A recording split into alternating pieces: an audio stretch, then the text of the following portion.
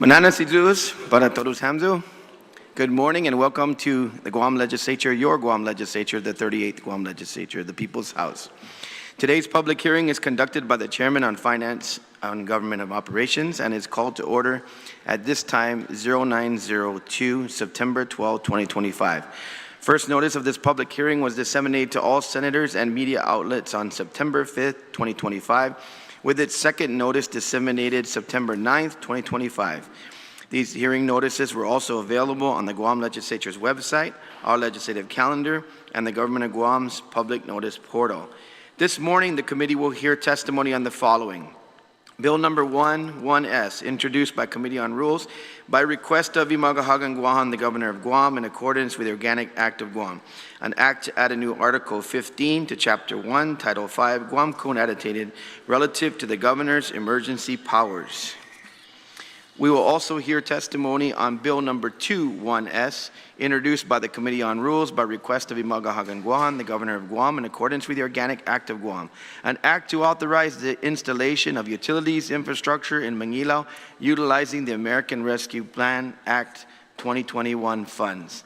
And we will also hear resolution number 93-38 COR, introduced by myself, Christopher M. Dueñas, Jesse A. Lujan, V. Anthony Ada, Sabrina Salas Matanane, Frank F. Blas Jr., Vincent A.V. Borja, Shawn Gumataotao, Chris Barnett, and Sabina Flores Perez, relative to respectfully requesting the United States Department of Treasury and the Trump administration to authorize the Government of Guam to reallocate existing American Rescue Plans, ARPA funds, originally obligated for a new hospital to address urgent, life-threatening infrastructure needs at Guam Memorial Hospital, the island's only public hospital, and a critical part of America's health security in the Pacific.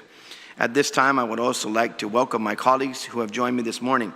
This morning we have the Vice Speaker of our legislature, who's also my Vice Chair, Senator Lujan, Senator Gumataotao, and Senator Matanane. Thank you, colleagues, for joining us for this very important public hearing.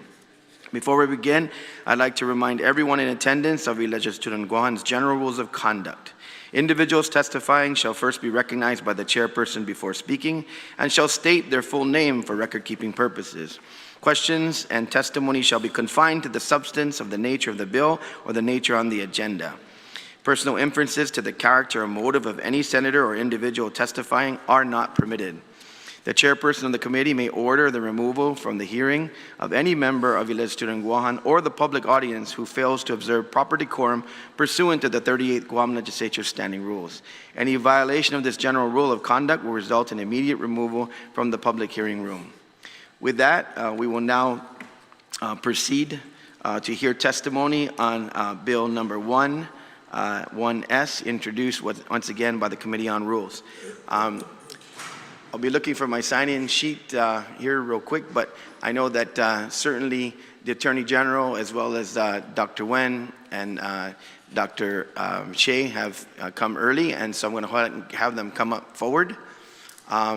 And then, is there anyone else who's testifying in person that's in the audience today here? Welcome, Senator Barnett. Director Byrne, will you be testifying? Okay.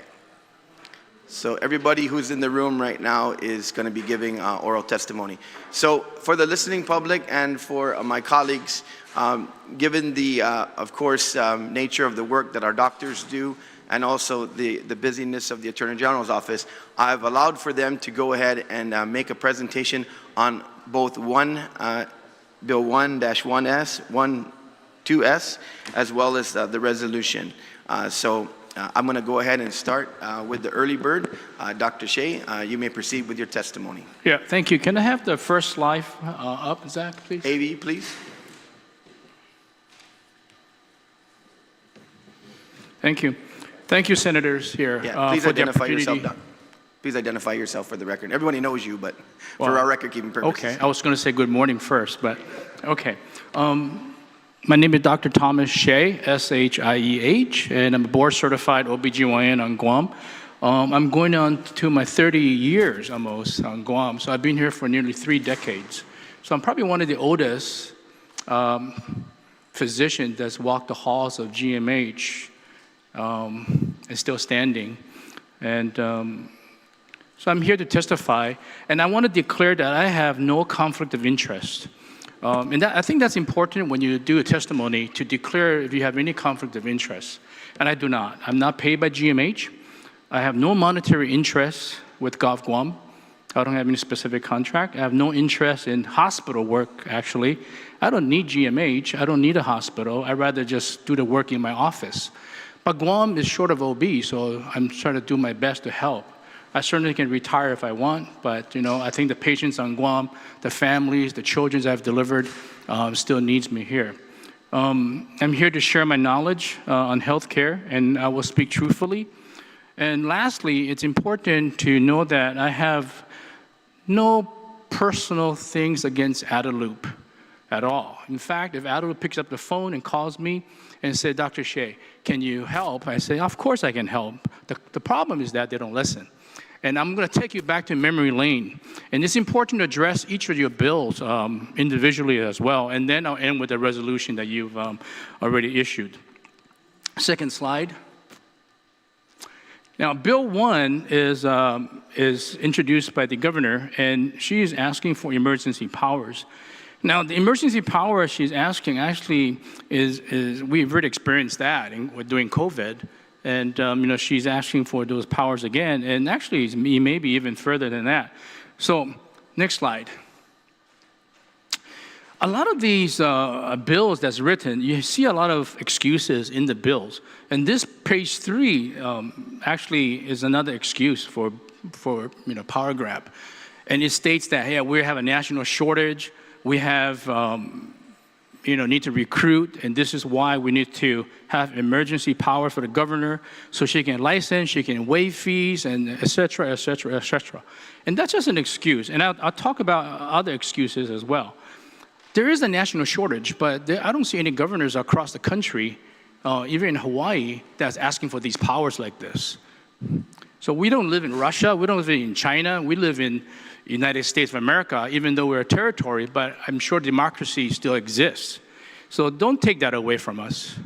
The island deserves better than that. Now, when she talks about recruitment, and she's using this emergency powers as an excuse, I'll give you a perfect example, and I'll present all facts here. We all remember, I think this was back in 2022, when the governor sent a press release pretty much parading that, oh, she's recruited an OBGYN for a Department of Public Health. And you can see the director that's there, you can see Lilian Posadas, you can see many of the public health people that's standing next to this parade of whatever the governor is doing. But she's saying, oh, we have an OBGYN that go into public health. And what transpired is nothing. The person, the OBGYN, went to public health and said it's in shambles and is not doing it right. I can't do this. And there's no public health OBGYN there. You try to make an appointment. They take 2 patients a day or something like that for pregnant moms. So it really is a problem. The problem I have with this particular, next slide, sorry. I don't have the control. Next slide. There you go. Everybody is standing upright and pretty much touting this recruitment. So this is another excuse for the governor to basically parade her, I don't know what to call it, but if you read the caption here in her press release, and I put it up there, the last line that says the Lieutenant Governor Josh Tenorio said, right now we are recruiting new pediatricians, strengthening our efforts to improve quality of healthcare service while we work to build the Guam Medical Complex.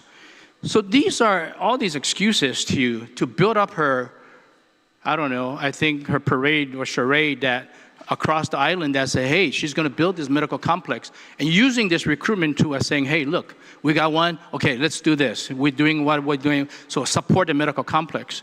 Next slide. The fact is, I wrote a letter before the hiring or even just around that same time, and I offered my services as a board-certified OBGYN, and the letter is, I presented this here before, the letter was addressed to public health, and they basically ignored it. I offer my services to help them, not just with OBGYN, but to help them train their staff, to help them run more efficiently, provide better customer service. But instead, they ignored my offer. But you know what transpired with that contract that she recruited? It cost the GMH $4,800 a day that she paid the OBGYN. I don't blame the OBGYN. I don't blame the provider for accepting that money. The person who's hired is not the one to blame. It's the administration. And the administration, if they're behind me, they know this for a fact. Okay? And then they asked me to take call at the hospital. I said, sure, I'll take call, but I don't want to get paid. I do not want to get paid. I want to make sure that my payment that you're going to give to me goes to charity. And I was going to readily donate that to the pink ladies at GMH. But I want parity. Parity means that if you can pay somebody $4,800, you should be able to pay me as a board-certified OBGYN with more experience the same amount. Not a dime more. And I don't want it, you can go ahead and give it to charity. And that's all facts, and that's sending the email. They said no. So I can't figure that out, you know. But that's what it is. But if you look at this, if you go back one page here, you know, you see public health, you see the Women's Bureau's Affairs there, and you see even, you know, Dennis Rodriguez, the Totu Guam, she's the supervisor for, I don't know, the advisor or something like that at ADALOOP, you know. And Totu Guam has got the millions of dollars of Gov Guam money. And, you know, I don't know if the public knows that, but, you know, that's what they do. So it's within the circle of ADALOOP that all these things are going on. Next slide. Again, I offer my services. Imagine if I could go back to public health and help the people down south. I even offer that to public health. And I used to go down to the south, probably over 2 decades ago. And you know, at that time, when I'm going down south, I was seeing maybe half the clinic on a Saturday, and I was with the Navy at the same time. And really was heartwarming because they really welcomed me there, and I love working there because they treat me at barbecues every Saturday at the end of the clinic. You know, the Southern barbecue is the best. I can tell you that. And I love in Iran, Maritzo. It's the best place. If I could live down south, I would. Next slide. Now, when we talk about recruitment, we are already doing it. AMC is doing it. Across the island, we're doing it. We're teaching. We're part of the faculty at the University of Hawaii, faculty in the States. We are already recruiting. We're already teaching these students. And we have brought many students back home. I said as an admissions interviewer for University of Hawaii Medical School, and last year I interviewed 9. I got 7 in, and you know that was amazing for me to accomplish. And we're trying to recruit them back to Guam, and this is how we do it. It's a private-public partnership that we should be working on, not giving emergency powers to the governor to do whatever she wants to do, and providing nearly $5,000 a day to take call at the hospital. That is not how we work. And to lie to the people that they got somebody for public health when really patients out there can't even get an appointment for pregnant moms at public health. It's a lie. Next slide. A lot of these are actually Guam students, actually. Next slide. So Bill 1, I'm totally against that because it's just another excuse for power grab. And we cannot have a dictator rising in Guam. Next slide. The one thing that I want to also emphasize one more time is that the manipulation that the ADALOOP has done to GMH and their staff is really shameful. You know, I walk to hospital, I talk to people. You know, for me, I go to OB ward and I go labor and delivery. Those are the areas, and I go to the emergency room sometimes there. And, you know, the key here is to, is that my alarm going on? No, it's silent. Okay. The key, what I'm trying to say is that as a governor, she should not be manipulating employees. You know, when we talk about harassment, we talk about sexual harassment, we talk about employee harassment. When you get a letter or something from your boss saying that go and lobby the senators, I think that's inappropriate because there's a power grab here. If you're an employee and you're told to do this, do that, what happens if you don't do it? Will you not get a raise? Will you not have your job? These things occur in the government of Guam, and it's coming down from ADALOOP. As a leader, you should not do that. You shouldn't do that. And I think that's inappropriate. And that's coming from the nurses that I've spoken to at the hospital. They may not be here, and they may be in fear for their jobs, maybe in fear for retaliation, who knows what. But let's take you back to some memory lane again. Next slide. You know, this sign here kind of caught my eye, and I think this happened a couple days ago. Next slide. And it says here, the two words on here that kind of caught my eye is birth and life. And that's, I actually like this sign. I don't know if the lady who there made the sign, and I want to congratulate her for it. But if she didn't make the sign, then whoever made it, I really like it because it reflects back to, let me take you back during the election time, okay? 2018, we had an OBGYN crisis 6 years ago. And we told the governor, and we came here multiple times begging to have renovations for mothers and babies because it was such a need for it. And the governor said what? If she became governor, Leon Gura said, we'll find the money for the maternity ward improvement because I'm the only one here with the financial management skills and the know-hows to manage money. We know how that went over the years, right? So those are the things that people need to remember and recall. You cannot forget these things. People voted for you because you said this. And I will end with a couple of other slides later on, okay? 7 years that we've heard this. Now, if you can play that video, next slide. If you can play that video. So I asked you, when you're at the voting booth, ask yourself this. Who do you trust to fix the finances of the hospital? Who do you trust to get the hospital accredited? Who do you trust the future of your children to? I say it's the Lou and Josh team. Okay, so we can't forget that because in her response to a GMA resolution, she put in there in a paragraph, she's elected. People voted for her. So basically, she's telling us she can do whatever she wants because of the electoral mandate. No, we did not vote for a dictator. Bill 1 cannot be passed. Sorry. But I didn't say that. That's not AI either, by the way. That is real. All right? Next slide. You can play this video. Are not feeling safe at the only public hospital that I will give the hospital the $30 million. I will have their electrical panel fixed. This what a stress it is to be in a hospital when you're feeling maybe it'll burn down tomorrow. Next slide. So when we talk about, I'm going to interject a little bit about the Guam Chamber of Commerce. They talk about a GRT rollback, and I agree with that totally. We had 7 or more years of high GRT. It used to be called GRT, it's gross receipts. I actually like gross receipt rather than, business privilege tax. When you open a business on Guam, you should be all happy because we're creating jobs, we're helping the people of Guam, we're supporting families. So why is it called a privilege tax? Why is it a privilege to open a business on Guam? I don't get it. BPT is such a regressive word or letters that I don't understand, right? BPT. You want to open business? That's a privilege tax you have to pay. It's almost like a bribery to get your license to have a business here. Anyway, the last 7 years, you had your BPT. And now you're saying, we're going to use the BPT for the hospital. Well, you had last 7 years to use it. And still like that. Next slide.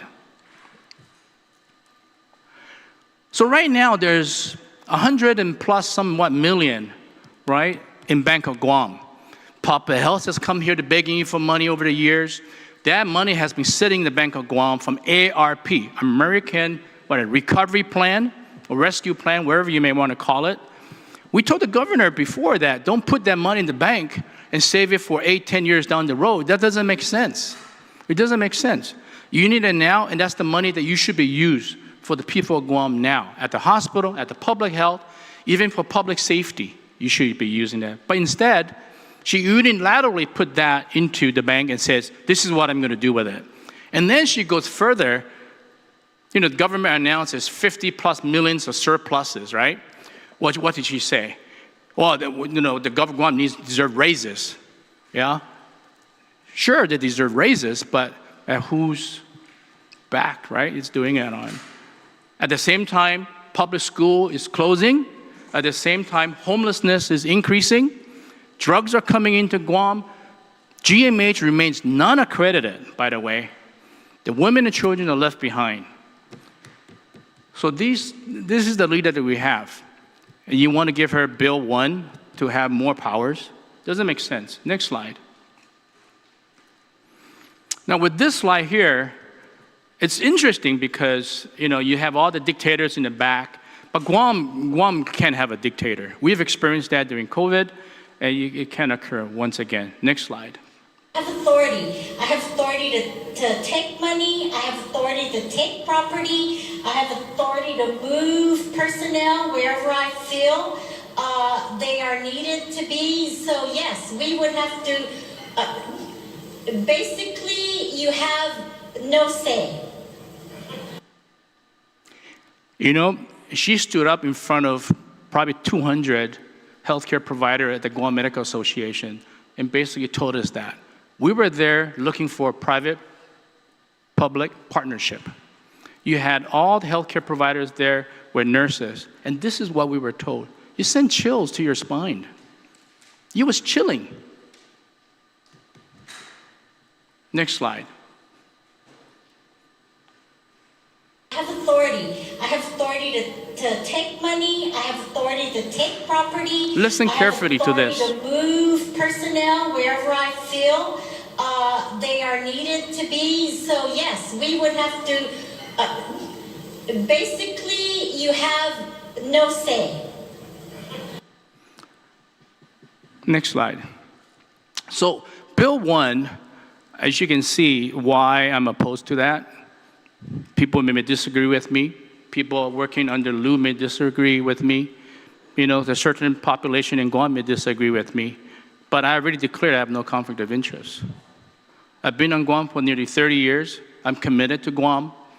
And I don't see why Lujan Gura wouldn't tap me or ask me for help and say, hey, Dr. Sheay, you have 30 years of experience in taking care of pregnant moms and babies.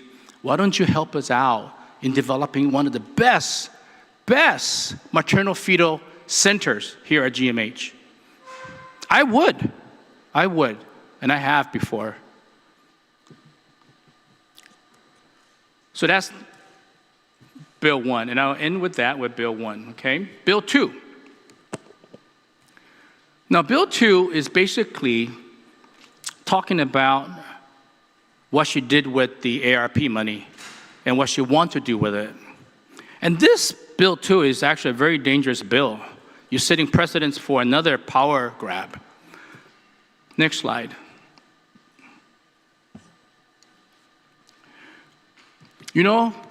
I had to look up the word blackmail just to make sure that if I'm going to put blackmail on this slide, I want to make sure that definition fits the slide, okay? And let me tell you why I put this in there. The federal government gave Guam billions of dollars over the last years, okay? Billions of dollars. What have we done with the billions of dollars?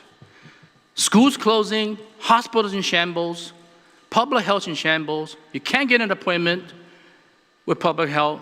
What has Guam done with the billions of dollars that the governor Liu had unilateral powers pretty much to spend it however pretty much she wants to do, right? She said in the video, I didn't say it, the video said it itself. It says what? She can do whatever she wants with the money. She can take your money. She can take your property. She can move your personnel around whatever she wants. She basically can enslave you. But Bill 2 basically is a blackmail bill. Let me tell you why. Next slide. That money does not belong to Lujan Gura. That money belongs to the people of Guam. And we told her to use it for the hospital, for public health. But instead, she put it in the bank and said, we're going to use this 8 years from now. Well, she's going to start with roads. She's going to start with power. That's all good and dandy. But that's not really what the ARP money is using it for, or supposed to use it for. I looked up the definition of blackmail. AI is great, right? Blackmail is a criminal act of forcing someone to do or pay something by threatening to reveal damaging, often private information about them. This threat can involve exposing secrets, embarrassing information, even fabricating damaging information, causing personal financial loss. This is blackmailing the people of Guam with what she's done with the ARP money. Because what has she told you? What has she told the people of Guam? If you don't give her the power to use that money the way she uses it for the new hospital, that's what she uses as an excuse, right? Then you're going to lose that money. That's a threat, right? Perhaps not a threat, maybe it's a reality. She would not, and I bet you right now she's working so hard to make sure that your resolution doesn't get to the desk of the President of the United States. I bet you she's working so hard to lobby that this ARP money stays the way it is and will not allow you to even reallocate it to help the people of Guam right now. I wouldn't be surprised. Next slide.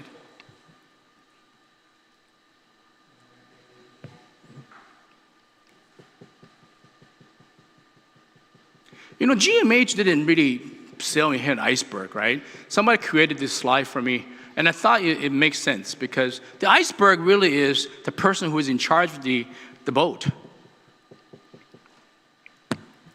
If you really look at it, 8 years to 10 years from now, when the boat is sinking, you don't tell the people of Guam, we're going to build you a new boat, and it's going to come in 8 years, 5 years, 6 years, 7 years. No.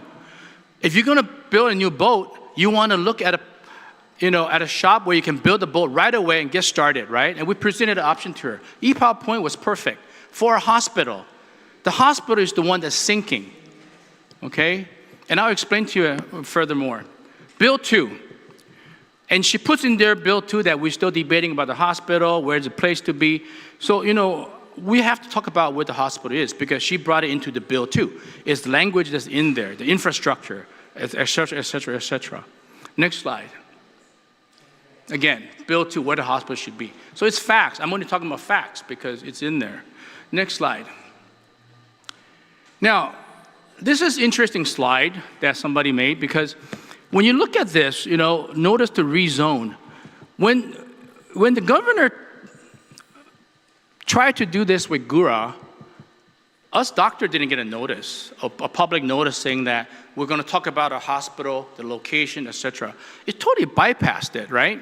They didn't announce any agenda. We didn't get a notice of agenda that says, hey, we're going to talk about this at Gura. And I think this case is actually in the courts right now. But notice the rezone. These are farmland that's going to be converted to commercial. I'd rather support farmers. We need food. We need agriculture to develop. If you tell me, hey, we're going to rezone and make it agriculture, I think, hey, that's a wise thing to do. But instead, we're doing the opposite. We're taking land away from the farmers. Next slide. Now, this one particular session in Bill 2, basically just saying that we're going to bypass the Attorney General of Guam.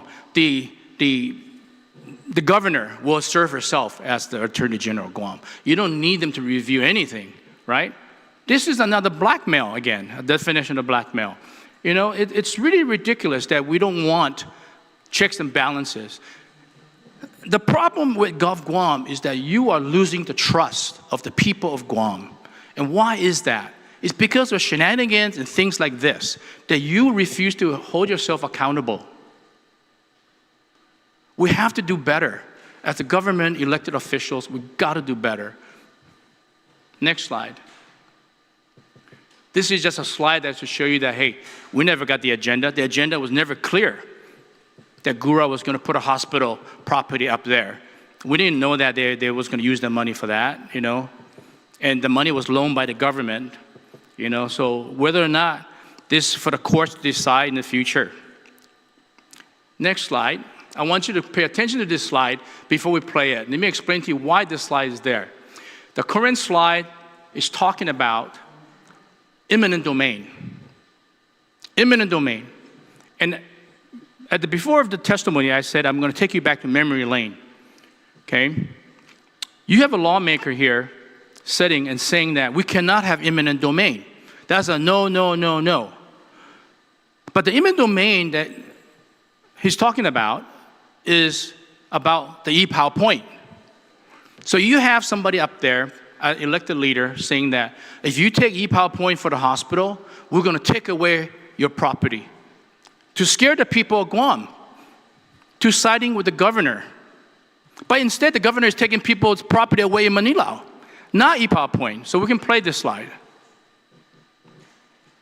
So if we go with EPAL point, we have a dilemma, which means necessarily we're going to have to condemn private and residential property. We're going to have to exercise eminent domain, and we're going to have to start taking people's homes and businesses away from them. And, fair market value and, 10 years of litigation down the road, we're going to have to condemn private property in Tamuning. And I find that the possibility of condemning private property, either commercial or residential, is not acceptable. Simply not acceptable. We're not going to take people's homes from them, even for fair market value. I just couldn't abide by that. So, and that's why I was asking whether or not you guys have considered that possibility as awful as it is, taking people's homes from them and their businesses from them if we go that way. And it's just unacceptable. Thank you very much. I agree with the person who's speaking there.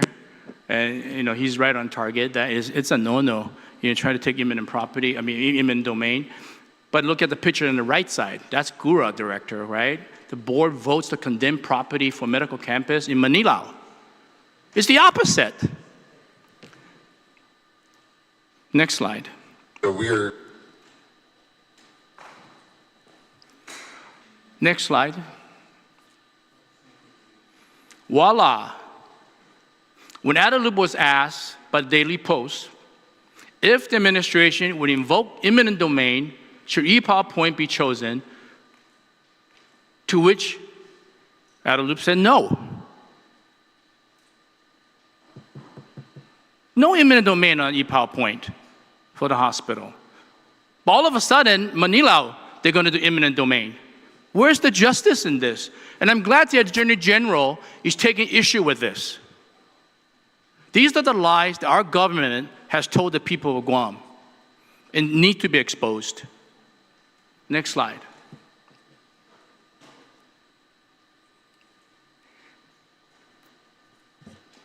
Because the governor placed in there about the hospital placement where it should be, I feel the need that we have to spend just a few minutes talking about the location. The EPAL point, the government has argued that it's too small. Too small. It is not too small. It was just another lie to the people of Guam. Next slide. This slide shows a very interesting slide. I will take you to GRMC first. GRMC built their hospital on 7.9 acres of land. EPAL Point has 4 times that amount of land in there. Plus, you have GMH as well. And I'll explain my thought process here. If you take a look at Hawaii, Straub Hospital is built in less than 5 acres. Queens is built less than 11 acres, and they have 700 beds. 700 beds hospital. Women and Children Hospital is built on less than 5 acres.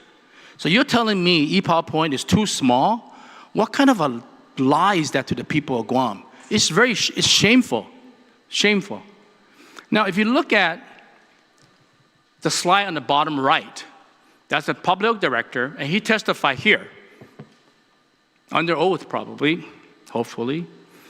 Why can't public health use the existing hospital at GMH for what they need to do? Basically, the medical campus is not public health clinical campus. They're not doing clinical work there, really. It's administrative offices. Now, if you look at a slide above that, on the top right corner, when we talk about public-private partnerships, which Dr. Mike Cruz has explicitly wrote in an op-ed just a few weeks ago, the private partnership that we're talking about is with the current healthcare provider that's on Guam has built the medical infrastructure, has built the medical complex around Tamuning. And I will tell you why that's important. Next slide. Now, this is an interesting cartoon, actually, you know. The one's ant on the left that says, hey, someone, Gov Guam, will take you to EPAL Point, but be quiet. And all the ant says, but sir, some of our guys are tired of Guam's corruptive ways of using us. You know, that's a true slide. Let me tell you why. Next slide. Don't play this yet, but Senator Barnett is here. And he called it out about the ants. And I'm sure he remembered this slide because I love this slide. Let's go ahead and play it. What was your experience relative to little fire ants at that site? What we do is we test each vegetation pile for fire ants, and this one didn't test positive. So They tell me it's 30 billion. Did you see 30 billion fire ants up there? So to the best of my knowledge, the only pile that has tested positive for fire ants was the pile at MANGILAO. My name is Chris Rosario. I'm the state entomologist of the Guam Department of Agriculture Biosecurity Division. Well, in 2021, Department of Ag was called to do a survey with the green waste debris still sitting at that site for many years. I'm sure already that has likely to spread in the adjacent properties. So we're looking at probably the whole site as largely infested with little fire ants. And I'm sorry, we had talked about fire ants earlier, so just Yep. I don't want to catch you off guard. I don't know if you Yeah. heard that. Did you? Oh, I'm sorry? Did you hear what we discussed earlier about fire ants with the Army Corps? Not necessarily. So typically what we do is we test each vegetation pile for fire ants, and this one didn't test positive. I mean, that had there been an infestation at this level, that it would have probably spread over to the adjacent dump site, and you're saying it didn't? Yeah, to the best of my knowledge, I have not received that feedback.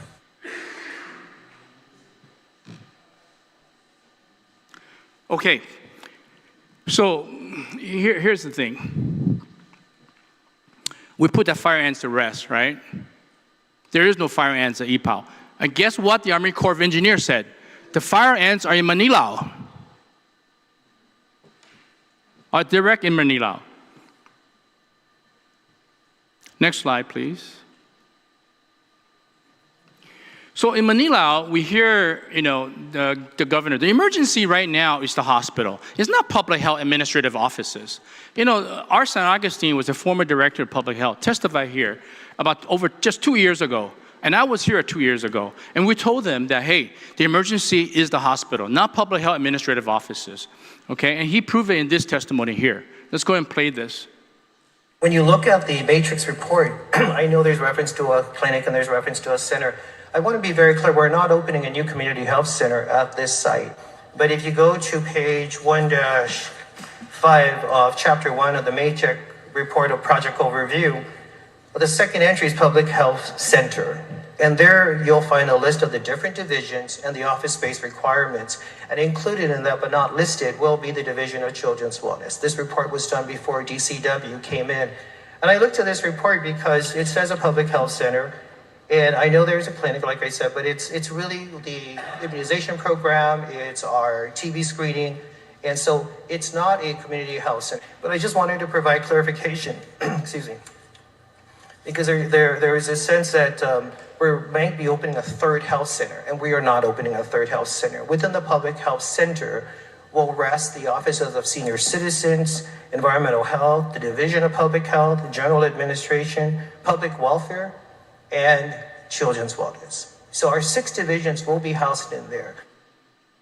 Next slide, please. I'll try to move it along faster because my colleague here says hurry up.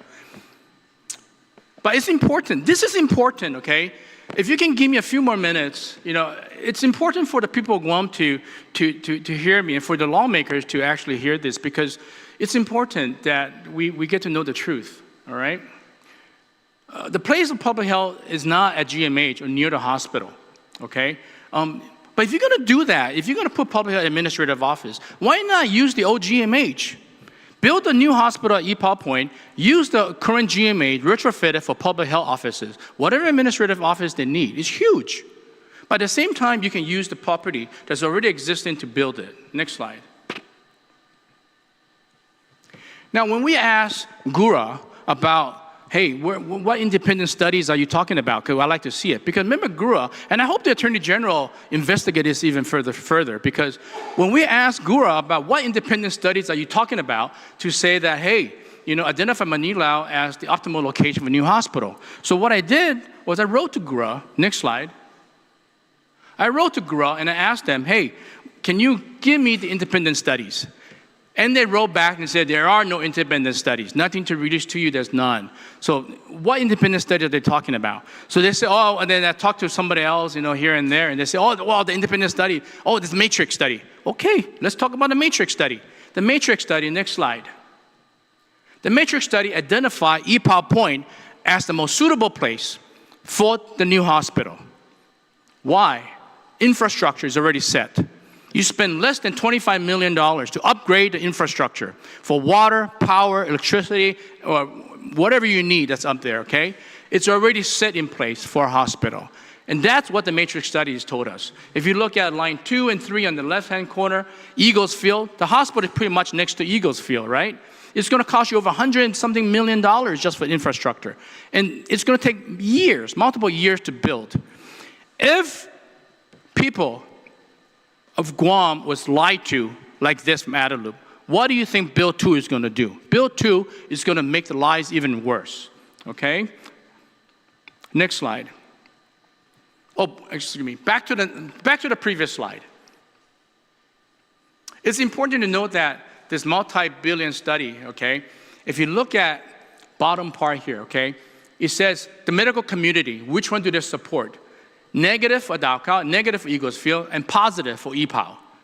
Positive for EPAL. So don't tell me that the medical doctors here are supporting a MANGILAO property. No. You're building a hospital where doctors and nurses are going to be at, and you don't want to listen to them? Well, I guess you came to us and said we have no say. So that's another proof for you, right? All right. And the public is supportive of EPAL. Next slide. Now, this slide is also from the matrix study. Lou likes to say, well, it's central located to Guam. Sure, okay, let's do this, okay? If we put a big map up here, okay, and you put dot, okay, that's central to Guam. But most of your population is here, on the corner, on the left corner of Guam. No matter what you put a central to Guam, it's not central to Guam. You have to say central to Guam where the population is, so the most population, which is 33,000 population can reach GMH with less than 30 minutes. That's where you want the hospital to be, is where the center to the people that you can reach it. All right? Again, GRMC, EPAL Point can be 3 GRMCs there. Next slide. Let's play this one. This is short. But in reality, urgency is a hospital. The urgency is not building public health next to the hospital. That should be an outlying clinic. I keep saying that. Eagles Field is out. What is the next highest number that's conducive to this plan? It's EPAL Point. It's on here. It's ranked above the other site. So that was over 2 years ago. If we had taken the EPAL Point, if the stubborn governor, if she would listen, the hospital would be going up right now. Right now. But instead, it's sinking. And then she still doesn't want to listen to it. Okay? And you spent, what? Almost $2 million on that matrix study. $2 million. You know how much money, how much medicine that can buy with $2 million? A lot. A lot. You may as well throw that study away, right?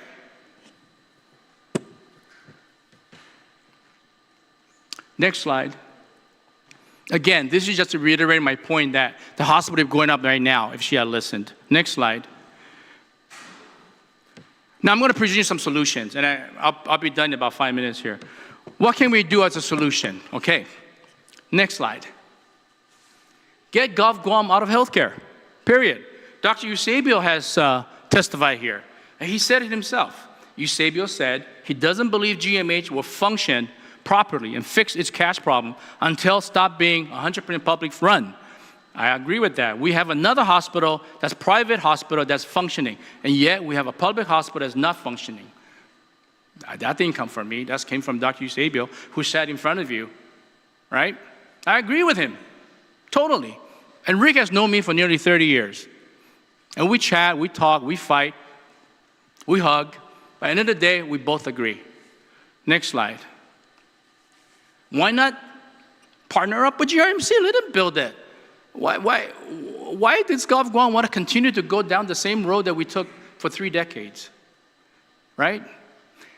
Let me tell you, Lou is saying, we're going to go to USC, Keck Medical. They're going to partner with us. They're not going to partner with you. They're not going to give you the hundreds of millions of dollars. What other medical center off islands want to do is take your patients. They want to send a specialist here, it's fine. We already have that. Rotate them here. End of the day, they want to recruit your patient to go to their center and do their money making there, if I should call it that way. But I give all the hospital off island credit because we need them. We need them to take our patients because we cannot handle it. Even if you build a new hospital, you still don't need off-island referrals. That would never go away. The governor says if we build a hospital, you don't have to go off-island. That is another lie. You're going to have to go off-island. Even with 4 or 5 hospitals in Hawaii, we still have to send patients to the States because there are some procedures and some diagnoses that we just cannot do. Okay? And that's a fact. Next slide. Just build a hospital. You don't need a huge medical complex. The public health administrative offices are not an emergency, okay? But next slide. Solution, public-private partnership. It's not with Keck. It's not with St. Luke's. It's not with anybody off-island. You have your private partnership right here in Guam. Partner with Sheay, partner with Hoen. I didn't ask for any government contract. I don't bid for any government contract. I'm free. I offer public health, and I just show you that I'm free. I wanted to help them, but they refused to help. Why not partner with us? The doctors, the nurses, we're right here. We have the experience. We know how to take care of the patients on Guam. For 30 years, I've been doing so. Next slide. This is your final, pretty much final slide here. I'm supportive of your resolution. I'm supportive of that. And many of the doctors, and I represent the Guam Medical Association, and we are totally supportive of you. Writing to the United States government, the highest level you can, but like I said, I bet you somebody out there is trying to prevent you from doing that. And they want to prevent you, and they're probably working very hard to lobby to not reallocate that $100+ million out of Bank of Guam. That needs to be taken out and use it right now. Okay, if you want to build a hospital, sure, use that money and start breaking ground at EPAL Point. It's ready to go. And then whatever's left over, you can, bring it over to GMH. But she's saying, well, we can't use it at GMH. Well, then use it at the hospital at EPAL Point. You can do it right now. Right now, you can do it. And she should take in the lead. If the governor would do that, that would be such an olive branch to do. And to private in partnership with all of us here. We're here. We're not off island. We're not in California. We're here in Guam. All right, next slide. So we also submitted a resolution supporting your resolution. Next slide. We can fix it. We can fix it. But the governor wrote a response to our resolution and basically telling us the people voted for her, pounding the pavement. The electoral vote voted for me. No. We did not. Next slide. We did not vote for a dictator. So we responded. There's got to be some things that we have to respond to. I didn't want to respond to it, but there's got to be some cognitive decline with Adelup because they forget all this stuff they've done the last 7 years. And the history of Guam has proven it. I listed in the resolution several things that she failed to fix electric panels she promised. She failed to get Joint Commission accredited. She failed to renovate the maternal child ward. And she failed to manage the finances of the GMH. These are all promises she made to the people of Guam to get her elected, and she's failed. If she can't lead, she should resign. Have somebody else take over. All right? Next slide. The legacy. Everybody's talking about the legacy of the governorship, right? You want to build a hospital and you choose a hospital next to a bomb, next to several bombs. Why would you want to do that? Common sense would tell you want to build a hospital in a safe place. Why would you want to build a hospital next to a missile site where it can explode from a terrorist, whatever it is? Put it in a safe site rather than to worry about that, right? So the legacy is here, okay? You got to stop blaming the Attorney General. You got to stop blaming that. It's a political stunt what Lou has done to put $100 million in the Bank of Guam and saving it, saying that I'm going to build a hospital 8 to 10 years from now. She got to take that out and work with the legislature, support your resolution, and she herself should write a letter as well, talk to the President of the United States to reallocate that money. If she doesn't do it, I would fight her in court and then say, hey, let's do it, because we need it. That's it. Thank you for allowing me to talk for so long, and I apologize, Dr. Nguyen here. But I felt that, if I took the time out here, and I've spent 30 years here, if you gave me 20 minutes, I think that's, I'm grateful for that, for the voice that I'm able to speak. And I feel good today because I had a say. Thank you. This is Masi, Dr. Sheay. I want to also welcome some colleagues that have joined us, our Speaker Blas, Senator Parkinson, Senator Talataitigui, Senator Calvo. I think everybody else was mentioned earlier, but you can see there's great interest in the testimony that you're providing today, and we thank you very much. Now we'll proceed with Dr. Hoen. Dr. Nguyen, you're recognized. Okay. Thank you so much. That's a long one, but mine will be somewhat taking back a few years, but it's pretty straightforward on the stuff. So can I have the slide up there, please? Okay. So now I read Bill 1-2, and I said, wow, this is bring back some memory during COVID time. And, I can say that because I'm right in the middle of it. I was the chair of the the group, advisory group for the governor.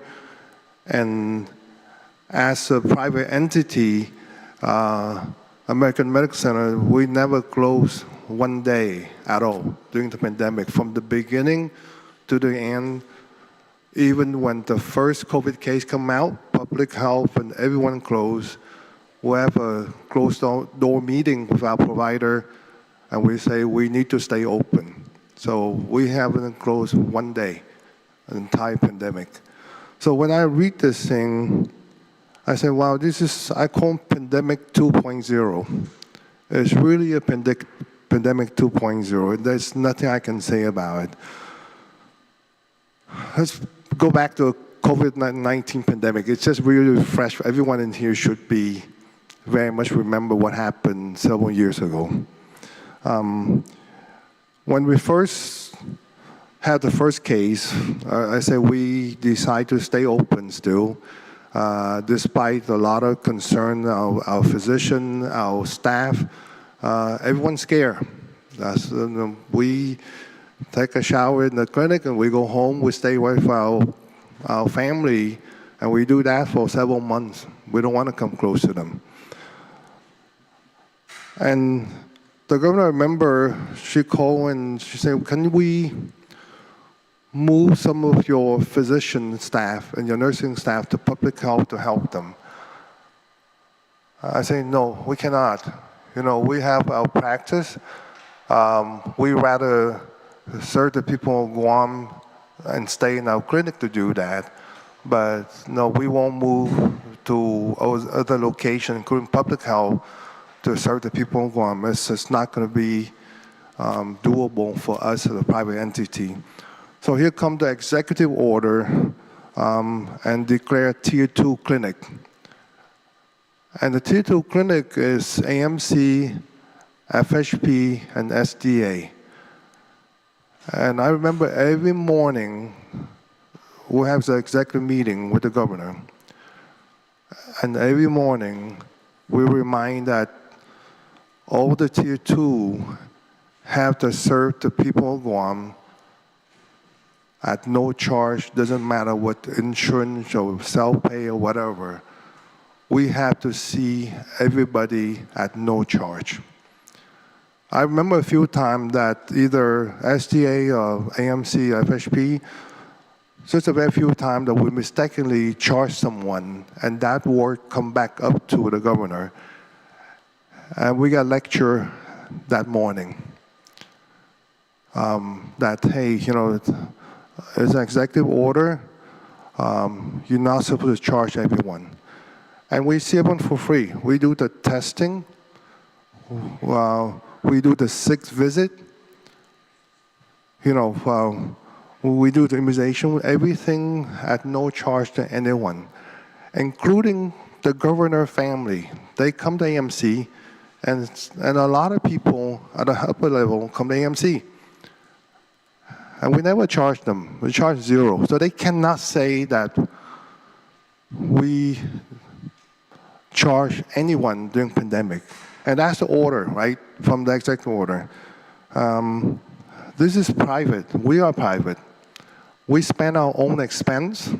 I pay my physician, my staff, everyone our own dime. But we don't expect to recover anything. This is an order from one person. This is, no, as I remember, this is a free country. It's not a dictatorship that we have to follow someone. Doesn't matter what we do. You know, a reminder to everyone that without a private entity, that's including GRMC, and all the clinic, the Tier 2, we do probably 2/3 of the work during pandemic. Much more efficient than Guam Public Health. We can do at certain event about 1/5 of the manpower, and we finish it half the time the public health will do. That's the efficiency of the private entity. We stand up a digital platform. We do everything online. No paperwork. We respond the same day. Public health, sometimes, as you remember, 6-7 days later, someone positive, they notify them. It's way too late already. But it's a service that we work together. It's not truly a private-public partnership. And this is what she wants, and it is a private-public partnership. It's not. So we were ordered to do everything that to do at no charge, right? No reimbursement from Guam. As of today, I know the AG is here, but we're still in a legal battle with the government and try to get reimbursed only for the expense. We turn our expense, no profit, just expense. And no ARP money coming down to pay for any Tier 2 clinic, AMC, FHP, SDA. We're still in the battle 2 years later. Okay, and again, just the expense, but that's how we call the pandemic. You know, we search and search and search. Across the United States and territory, you know, a COVID pandemic affect business a lot. They shut down business and they isolate people and do everything. But Guam is the only place in the United States and territory that government actually took over private business to run as extended government service, such as Tier 2. We are the only one. No one in the whole United States and territory that the government take over private business. So, you know, that's where pandemic 2.0 coming from. So I read Bill 1 and I got scary. I got some advice from some legal counseling. And when they compare the two, the executive order and the Bill 1 is so much more dangerous than the executive order. No, the pandemic, at least for COVID-19, is a federal, it's a pandemic. So yes, the emergency, but Bill 1, the word emergency or urgency is basically determined by one person, the governor. Bypass everyone, bypass the legislature, bypass everyone. She's the only one can determine what emergency or urgency. In the peacetime, we're not at war. We don't have a natural disaster. No federal disaster. But she's the only one who can determine that. And that's dangerous because it's very broad on the Bill 1. The extraordinary power, my goodness, to mobilize any service, including the healthcare service from private entity, hospital, medical clinic, special care facility, medical laboratory, physician, dentist, PA, nurse practitioner, licensed nurse, and everyone else. She can mobilize them. She can move physician, nurse from my clinic and go anywhere in Guam because she's thinking that is a shortage. And that's dangerous. You know, I talked over to some of my colleagues, and if this bill happened to pass, and if we were ordered, personally, I will give up my license. I would do the service to serve people in Guam because I think that if we need it, I will provide. But I would, if I were forced again to go through like pandemic, I will be glad to render my medical license back to the governor. I will shut down the clinic. We cannot afford nor be insulted again at the second time. I left Vietnam many years ago because of freedom, and I will defend my freedom again. You know, 23 years in the Air Force and serve this country, I would not be violated again by one person. So, you know, so really, this emergency request is very, very dangerous. We want to do that. I think I speak on behalf of some of my physicians that will move off island because they will render license again. It cannot be controlled by one person. She defines shortage of physicians. Yes, we are a shortage, just probably worse than the nation. But you know, because it's a small island, it's very hard to recruit specialists. She requesting a licensing and appointment of healthcare personnel during a period of shortage. We're always short. We're short everywhere, you know, especially in Guam. So you're short of OB, you're short of, you know, a cardiovascular surgeon. We're short of everything in here. You have one ENT, one urologist. You're going to wait about 6 months to see them. We only have a shortage because of our location. She requests that she have the authority to do licensing and appointment of healthcare personnel without a declaration of emergency and bypass all the regulation. This is very dangerous. You know, there's about 40 states that have a special program for international medical graduate. They do. But they are under so much restriction and have to be regulated by the legislature, a lot of certified body that will need to approve and supervise this, what they call IMG, as International Medical Graduate. It's a lot, very restricted. And those 40 states, I remember like 2 or 3 that use very few cases, but none of them are doing the IMG program. It's very strict, and it varies from state to state. And like I say, you got to be certified by accreditation body called the ACGME, it's Accreditation Council for Graduate Medical Education, and it had to approve by that body before you can even bring in anyone from foreign country to practice in your state. Some of the states will require you to pass USLME. It's basically a test that we as a medical student have to pass. There's 3 steps of it, and they have to pass those steps at least to practice in that state. And then you have to have 4 or 5 years of practice in your country, and the key here, whoever specialist coming in, they have to be practiced under very strict supervision by another colleague that the same specialty.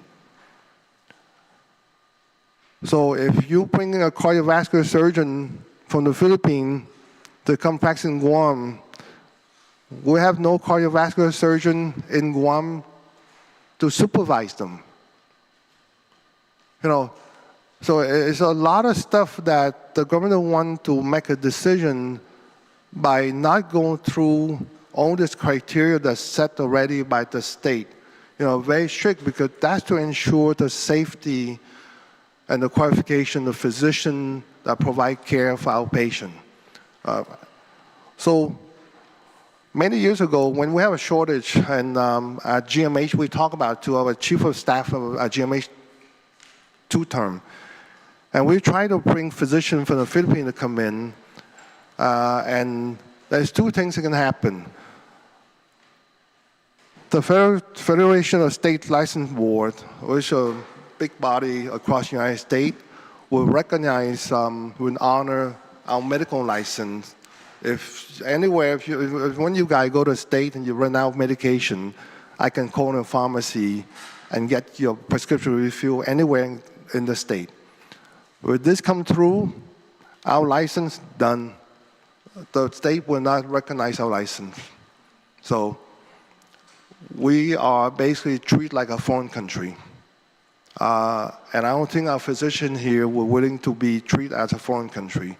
I like to have my license when my patient go on vacation, they lost their medication. I want the ability to call a pharmacy and refill them medication when they're in the state. But I want me to do that if she have her way to put a foreign graduate in here and practice only by her decision. Now, the biggest part, I'm 1 year from my Medicare eligibility. So with CMS, if you do anything like this, CMS will not reimburse for your Medicare. So Guam's done. I cannot use any service here. I'm just like in the Philippines. I can't use Medicare in the Philippines. So just talk to Onam and Umco here. If they're going to lose, they cannot be C if they use Medicare. And I cannot use my Medicare because we use foreign graduate by one person and not go through the regulation. They will penalize us. So this actually power of the governor will single-handedly destroy the whole healthcare of Guam. You have to understand that. I know the governor's a nurse, but she don't practice nursing. I think that's just a degree, and if you don't practice your art, you just get a degree. I have a computer engineering degree. I look at the computer and I say, wow, where's my son? I don't know what to do with the computer. So you can have a degree, but you have to be in it to practice every day in order to know the regulation. So again, you don't want to give one person the power to destroy the entire healthcare system of Guam. We are trying, but we cannot take not just a step or two backward. You destroy completely. Like I say, my license is no good, and we lose a lot of stuff, especially Medicare. We're done. We're really done. So, Bill 1, I really ask you to look at carefully. It's not a party line. It's the right thing to do for the people of Guam. So, I really ask you, it didn't do anything to me. My practice is very successful already. I can pick up and go, but I miss my patient. I miss the people of Guam, and this is all my family is here, my patient. So I really speak on behalf of them because I really, truly don't want them to have no care at all, and that's my my sincerity. Just really look at it and don't treat it as a party line, but do the right thing. Bill 2, everything we do, even in private, we have check and balance. And I think the check and balance, I know the AG and the governor and don't see eye to eye, but that's a check and balance, and so is legislature. So I think that you need to be check and balance. We all agree that we need the hospital. I really speak enough already about the location. So I give up. I mean, we need a hospital. I know Manilao is not the best location, and my judgment, even my clinic and that side, and if they open in Manilao, we would benefit a lot. It's just that to me, as a healthcare provider, that's the wrong location because life was lost at that point. Even if it benefit me, it cannot be selfish enough to benefit me, and I had to look at the benefit of the people of Guam. So I would say Bill 2, I would say no to it because the AG and legislation need to have some check and balance in Bill 2. Regarding the resolution that 100 something million that's sitting in the bank, I would totally agree. You know, I know the governor committed to the ARP for the Maga'hågan campus, but at this point, we gotta support GMH, and I tell you, that's the only hospital my kid born there, you know, both of them.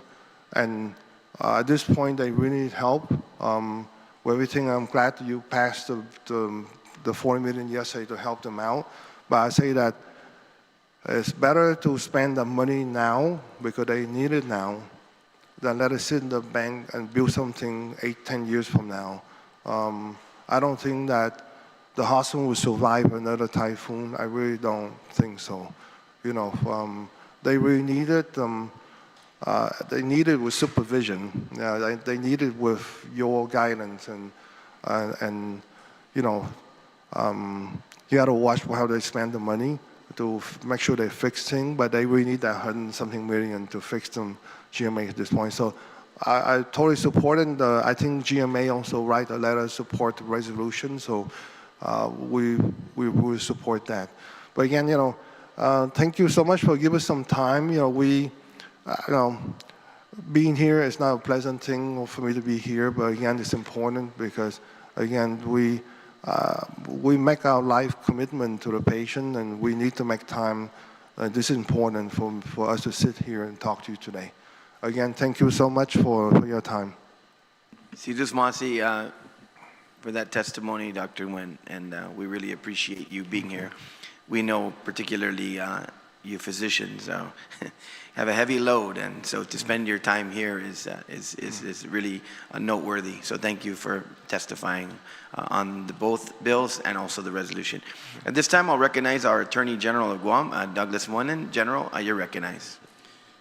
Hafaday, Mr. Chairman, Chris Dueñas, Speaker Frank Blas, Vice Speaker Ada, Oversight Chair Telo Taitigui, Senator Lujan, Senator Gumataotao, Senator Calvo, Senator Matanane, Senator Perez, Senator Barnett, and Senator Parkinson.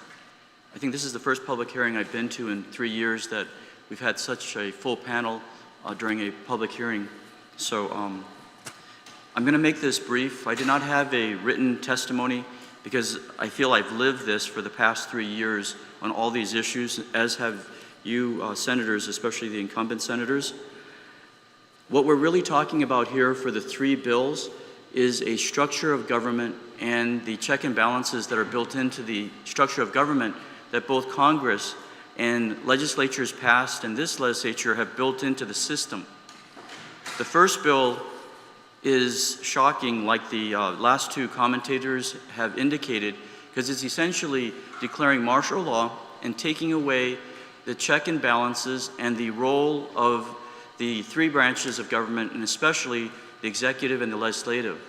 Ever since the governor attempted to enter into a lease, lone wolf, with the Admiral in 2023, and we could not approve it, the Attorney General's office, this Attorney General has stood for your rights as legislators, as members of a co-equal branch of government. The violation that occurred there was that the governor was trying to obligate the legislature or people to a debt that both the Supreme Court of Guam had previously ruled could not be done by one branch of government. And in essence, that is the most powerful power of the legislature, to investigate, to appropriate funds, and to decide how the, to investigate, appropriate funds, and to decide what the debt structure of the people will be. In the first Eagle Point lease, it was indebting our people to a long-term commitment with the federal government when there was no money identified. For the current obligation, although the governor may have authority to legally spend the $105 million, and that's where the Attorney General's office is at odds with the governor, that she has not legally committed it, it's obligating the people of Guam without consulting with the senators. The public policy decision on whether to build a hospital in a certain location invariably involves the legislature, because the governor, although she has an Organic Act authority to oversee health care, you cannot oversee health care without the legislature, because there's debt, there's structure, there's commitment of salaries and equipment. These are all things that the current MMC, the Maga'hågan Medical Complex, fails to embody. It's one branch of government trying to tell us all that we're going to go down this path without having the funding. As I said last year, and has become painfully obvious now, healthcare is failing. The Attorney General's role, I see the Attorney General's role primarily to protect the structure of government right now, to require that the governor meet with you senators in order to work out a solution. Whether to build a hospital in Manila or not is really up to you and the governor. It's not up to the governor, or it's not up to the legislature. There's got to be a collaboration, but this is philosophical, what I'm saying right now. The idea that Bill number 1S, it's removing the check and balance that is akin to a martial law. I think there's a lot of controversy what occurred during Guam's pandemic. I think I was part of that legislature back in the 24th as a legislative council, if not the 26th legislature, that enacted the initial public law. In cases of emergency, the governor was given certain authorities and powers. I view this emergency powers bill as a self-inflicted type of situation the governor created. She has put the people of Guam into a hole that it was inevitable that the public hospital was going to fail, given the decades of everybody concerned that a public hospital cannot pay for itself. It always goes back to the money. The government of Guam has been unable to properly fund our health facility, the hospital, for decades now. They're always coming in for emergency appropriation. The facility is failing. It's much like what's going on with the schools. But without having to blame anybody right now, the removal of the check and balances that both Bill number 1S and 2-1S is not the solution from a legal point of view, because it removes the Attorney General from the ability to do what you guys told me to do and told the prior Attorney Generals to do since 2009. And that was to make sure that money wasn't spent so that the people, the law enforcement, you name it, have to investigate and then go after the money. It's a check valve before the money is spent. That's what 5 GCA 5150 talks about, that it has to go through the Attorney General. Why do we know that? Because before 5150 passed, the autonomous agencies had their own attorneys and they were processing procurements. My first term in office, we never had the 5150. But a legislature in 2009 said, wait a minute, we got to stop the spending of money without an elected official looking over it. Hence the public auditor and the Attorney General in the Organic Act. We both were created as an office equivalent to the legislature, equivalent to the judiciary, and equivalent to the governor. You must have an Attorney General, you must have a public auditor, cannot be removed by fiat of a legislature, the local legislature. That is the significance of the structure of government and what we're talking about now. We also note that, and this is again philosophical, when you have unprecedented revenues coming into the government at almost 1.4 billion that the government is seeing, and you see healthcare, public safety, and education going the opposite way, there's something wrong. And that's what concerns me about these first two bills, that you're removing the design of Congress, the design of the local legislature on the roles, and then removing the check and balances that were incorporated into it. So we would oppose Bill number 1, Bill number 2. Now, the resolution that was floated, and I applaud you senators that have introduced and signed off on this, because this it cuts to the heart of the problem. We're not trying to stop $105 million from going to the people of Guam. We're trying to stop $105 million where the federal government's going to claw it back because this governor failed to bring in the legislature back in December. And it's documented. I sent letters and I spoke publicly. Governor, sit down with the legislature and the Attorney General so we could decide how to commit. And this was the prior Guam legislature was in authority at that point. So that we could discuss using and obligating the $105 million, because I, of all people, as everyone here, we can use $105 million in this community.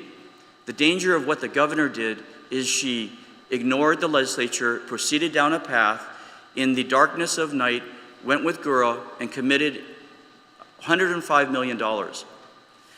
I've had my staff circulate again to you Massachusetts.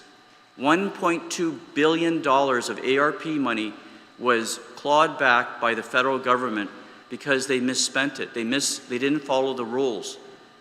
That is what Guam is facing. It's not that we're not going to get $105 million, it's that we're going to use it and then we're going to have to pay it for something that's not helping us in the here and now.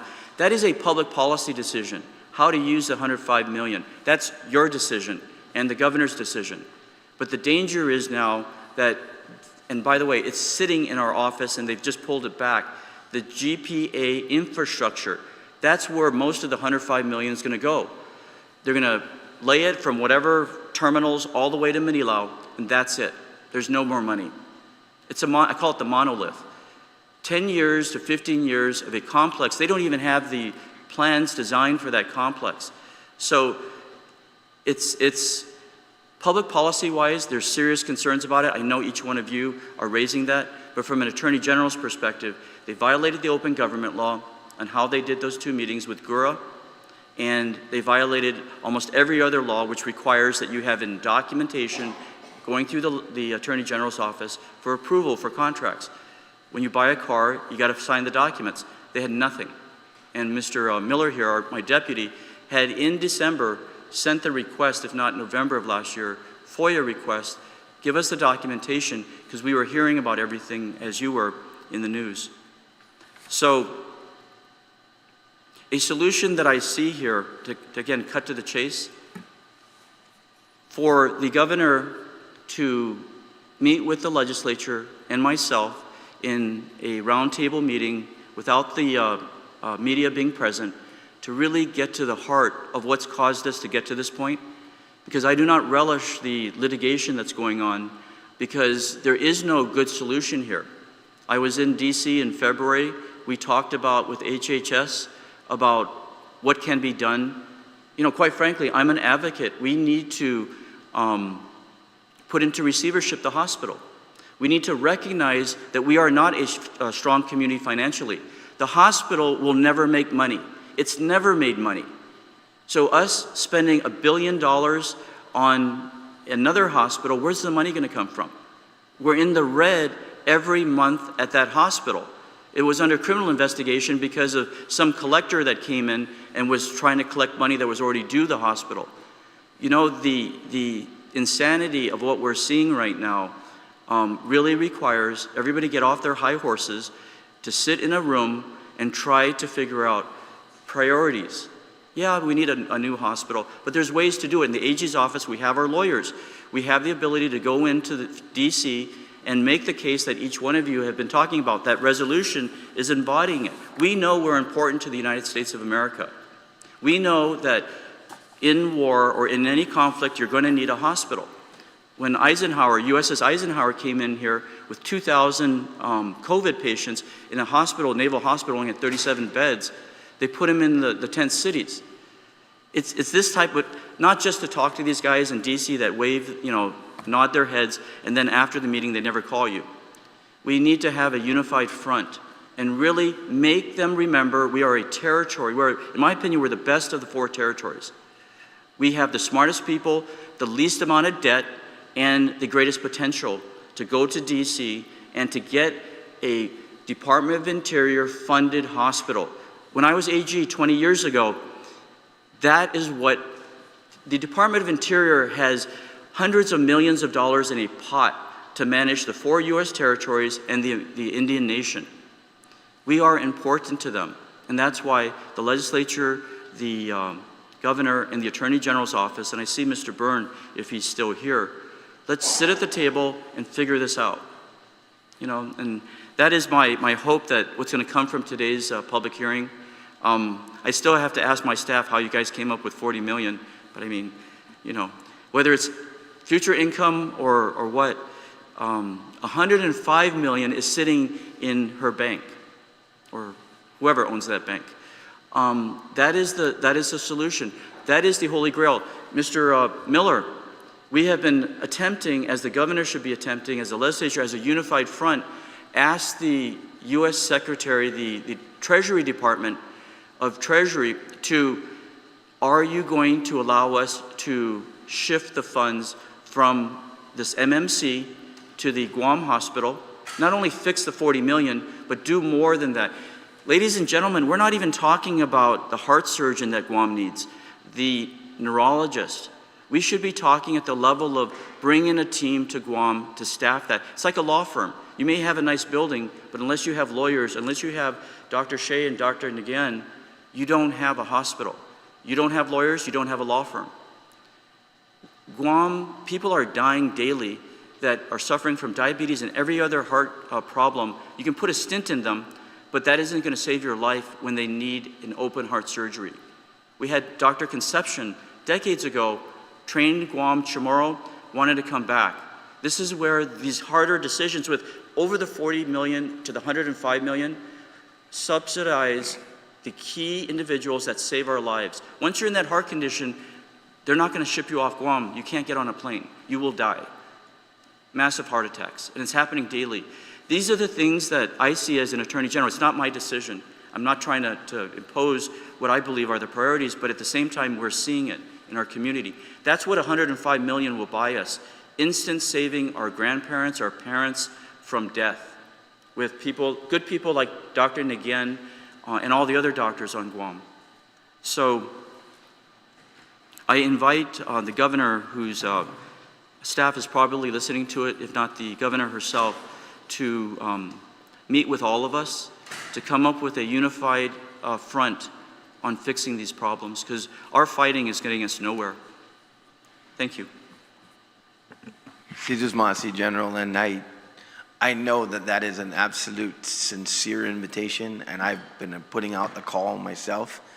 I think that so far that has been the top level testimony in terms of what needs to happen to move Guam forward and to move this issue forward. But certainly your legal analysis of the two bills and the support for the resolution is greatly appreciated by myself. But I'm going to now turn to my colleagues to be able to ask any questions or make any comments they wish. Once again, colleagues that have joined us, we have gone ahead and listened to all three proposals, of course, the two bills, as well as the resolution in keeping with the busyness and time of our current panel. And so you can ask questions on all of the testimony on all three measures. So I'll start with the Vice Speaker. No questions. Thank you, Mr. Vice Speaker. Going next with Senator Gumataotao. Do you have any questions? Yes, thank you, Mr. Chair, and thank you to the panel for being with us this morning. I'm just going to start with the Attorney General. When you looked at this, when you looked at the first bill, emergency, as defined in this particular proposal, is it unique, or is its definition unique? Maybe anywhere else in the Guam Code? Have you seen anything similar? The references to emergency is a public policy statement. What qualifies as an emergency? Traditionally, from a legal point of view, when you start removing individuals that are the check and balance in the structure of government that I was talking about earlier, it has to qualify on a certain level. I believe the martial law, part of our law, is for a limited duration. It can be called by, I believe it's the governor, but the legislature is called into session. I believe, shortly after that, and I have to refresh my memory on it. But and then they have the Emergency Procurement Authority when there's an emergency, typhoon and so forth. But there's always a check on it. Like 300,000 was the amount before. I think it's higher now. So COVID was that statute that was set up when there was a pandemic that occurred, and we're all looking at it in hindsight with 20/20 glasses. We all have our criticisms, and it served its purpose to a certain extent. But people like Dr. Nguyen suffered from it because in that emergency, they were hurt by the way it was administered. But the governor right now is saying that because the hospital is failing, which I agree is an emergency, that everybody step away and she takes full control. Well, who created the emergency? And that's where I'm looking at it. Right. So again, I was going to ask, when we think of the definition that's in the Guam Code, when it says emergency, do we see this particular one that she offered anywhere else in the statute? No. And that's why the legislature is so important, because you members of the legislature decide how it's going to be approached, funded, what checks and safeties are going to be involved. So my personal belief, it's not an emergency. It's a situation where the legislature, the governor has to recognize your role, your key role in providing the money and how it's spent, not her. Okay, then that gets to my second question. In the first bill, the content or effect of declaration, is this process outlined, I guess, anywhere in our statutes today? Well, apart from the pandemic, like I mentioned earlier, there is no, that I'm aware of, a clear path of, she's creating whole cloth with this. Okay, I mean, that's fair, AG Moylan, because I think my third question is probably on that same line, this idea of licensing and appointment of health personnel. So again, the Island Guåhan Emergency Health Powers Act or other parts of the Guam Code, apparently this is completely new. Right, what she's trying to do is get around the procurement. And when you mentioned the health professionals, because the procurement law has certain parameters on what all of us must follow. The legislature has in the past, as the legislature is well aware, the GPA comes to mind, when they needed the generation equipment, specifically targeted to cut through the procurement and to get what we needed on an emergency basis with the power, right? That was the problem. This one's on healthcare, so she's asking for you to deem it an emergency and to put her in full control of procurement, of decision-making. But interestingly, she's using both something 10 years in the future and the current hospital. So that's not fair to say it's an emergency, that we need to build something 10 years off and circumvent everything. Okay, and let me just defer back to your experience. Okay, you were here and you mentioned on the record the 24th and 26th Guam legislatures, 25th, correct? the Republicans, last time the Republicans were here, it was the 24th, 25th, 26th, and I think there was one time. Okay, and I want to just defer to your experience here. If there was, and in those times, there were emergencies that were declared by the governor of Guam. It was sent down here in an executive order. It said that an emergency exists. And then it came here, and you probably saw it, and then subsequently you were advising probably the Speaker and the Guam legislature of a course of action, correct? That is correct. And so in those, you helped create policy that responded to that particular executive order, right? Right, the members of the legislature, I was just the guy sitting on the side looking at the law books. So, but yes, I was present when the Republican legislature, like it is today, looked over the issue brought by a Democrat governor to the legislature. Right, and then, so then the policy would be created, it would be passed, enacted by the governor then, right? For the most part from your experience? Yes. Yes, and probably enacted, no. yes, that's correct. Okay, no, and why I'm asking this, because this is, when I look at this, I think of it, that process that I've seen, not one, not two, not three, at least 4 governors previously have done this process that we're now trying to, I guess, enshrine, if you will, in policy, but it's already there. Powers already exist, right? Except the money. And that's where, again, the legislature comes in. But that goes back to what I was saying before. If it goes beyond the 250,000, those legislatures said, oh, we have a need of, say, 10 million, 20 million. And then they would create a bill it would get passed, goes to the governor's side, and still under the umbrella of the emergency, right? That's correct. Okay, that's what I was getting to, and I thank you for that, at least on the first one. Can I ask you on the second bill, because I know you're here for that, I just want to ask you, when you think of this second bill, will the passing of this particular policy undermine our judicial process in Guam? It would undermine the safety valves put in place to prevent taxpayer monies from being illegally or wrongfully or spent in a corrupt fashion. And by the way, look very carefully at what the governor is doing.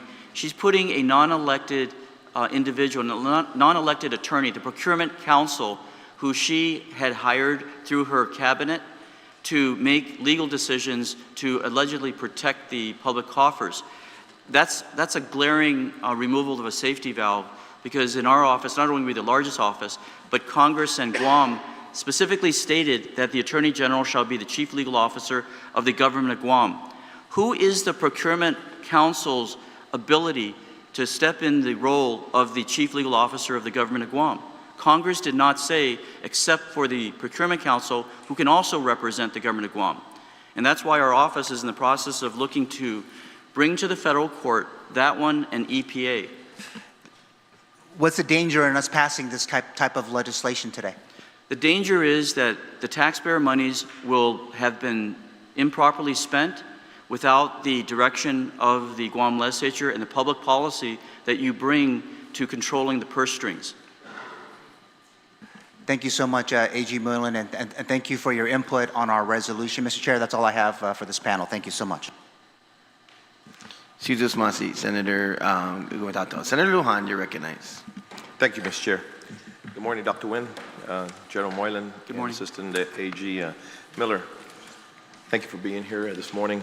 General Moylan, just want to reiterate some of your points, and again solidify that and get on the record.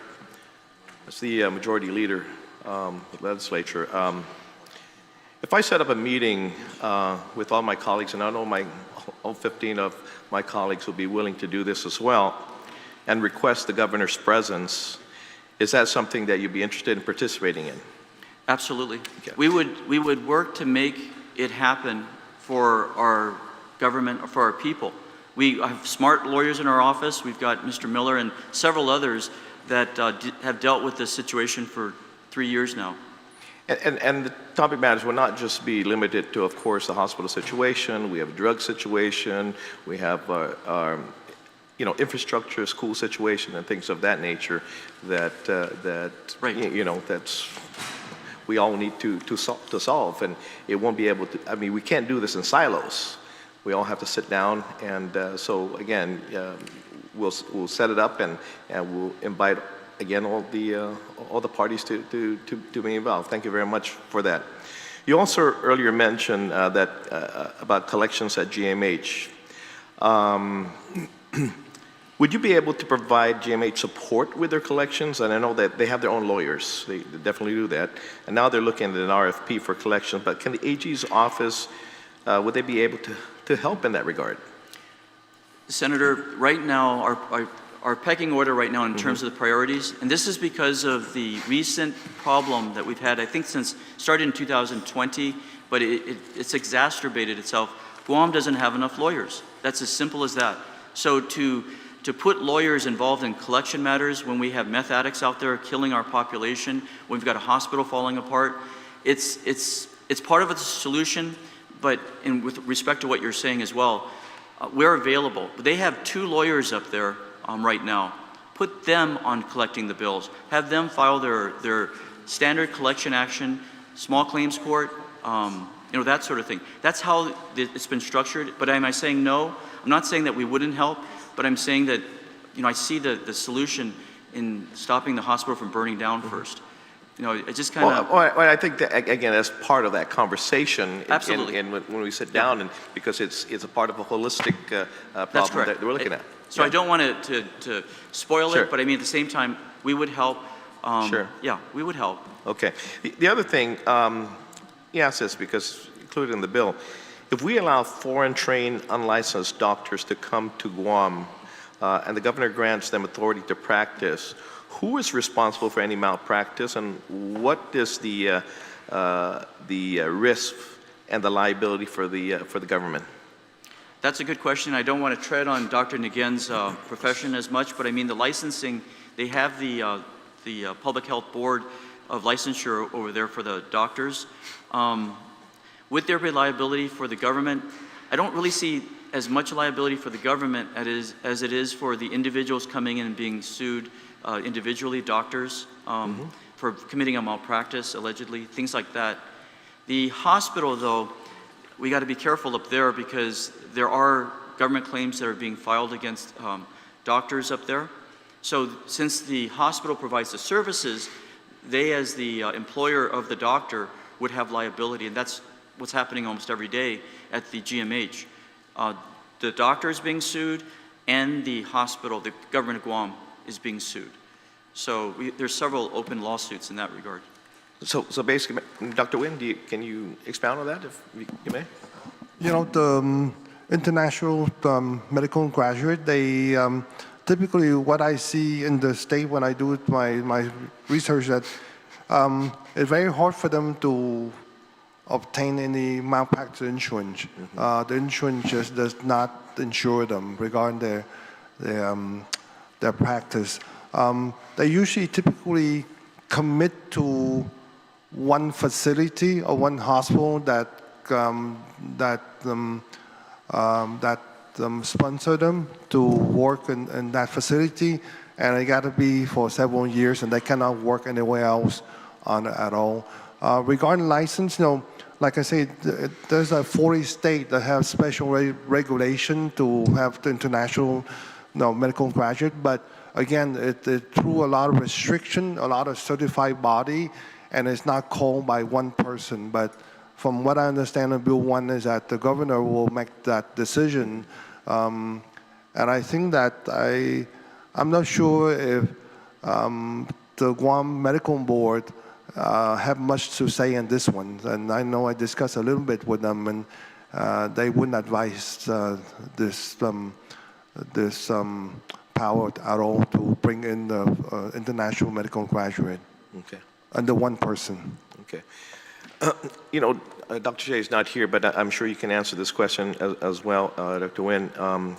Can you maybe share some of, again, your thoughts on public-private partnership and for recruitment of doctors here in Guam, and what are some of the ideas may have to make recruitment even more attractive for prospective physicians here on our island?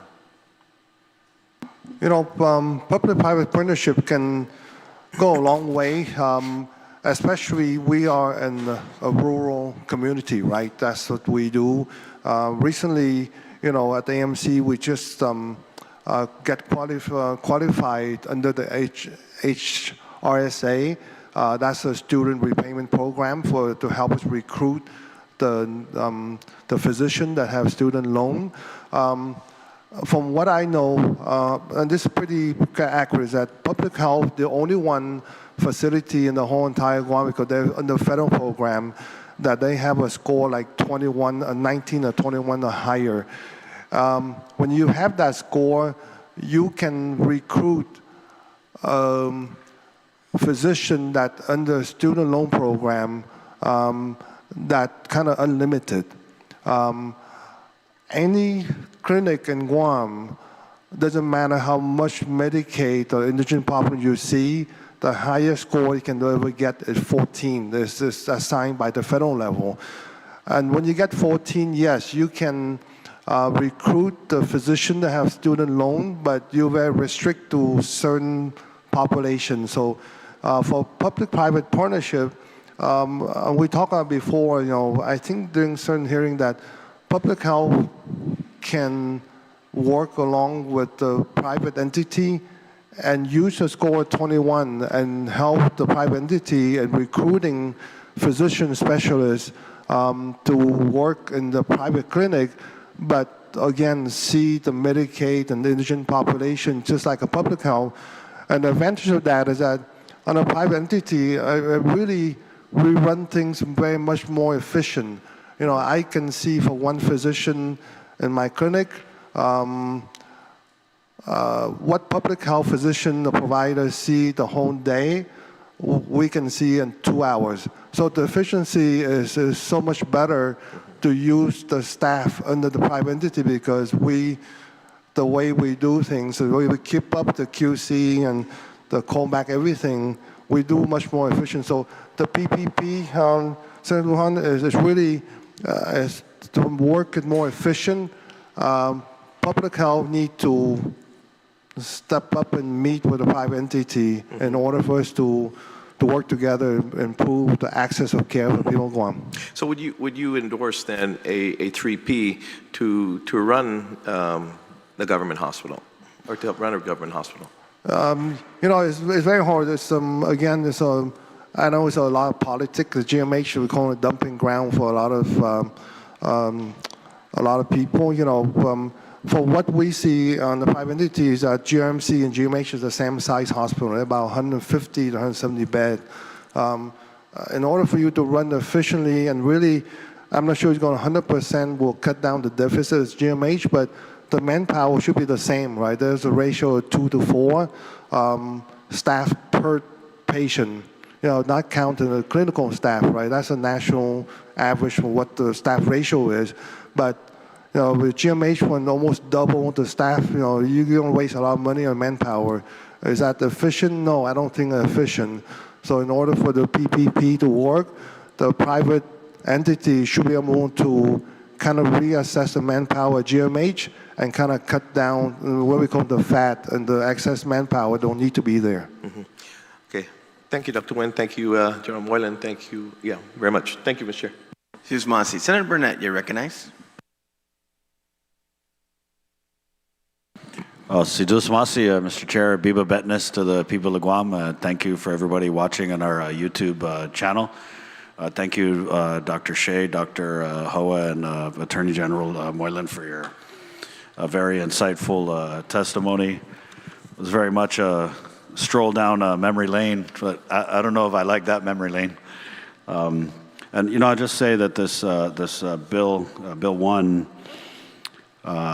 does appear to be overreach in the powers that it seeks to grant to the governor.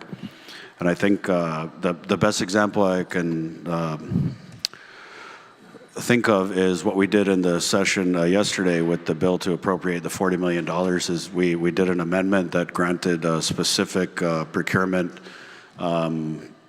leeways for specific issues at the Guam Memorial Hospital. And so that bill, as you well know, passed with every single senator who was present's support. And so I think with this bill is there are a lot of questions about the reach of the powers that the governor is seeking. And I think where it gets a little muddy, at least for me, is that it appears like these powers could be used not to address the challenges and the issues facing the Guam Memorial Hospital, which is, if you guys have been following along, that was kind of the intent of the bill that the governor sent down under the premise of the special session that was supposed to deal specifically with the issues at the Guam Memorial Hospital. But the bill, for me, muddies those powers because it appears like a lot of these powers that the governor is seeking could also be used to speed along the construction of the new hospital. And I think that's a philosophical argument if we're talking about the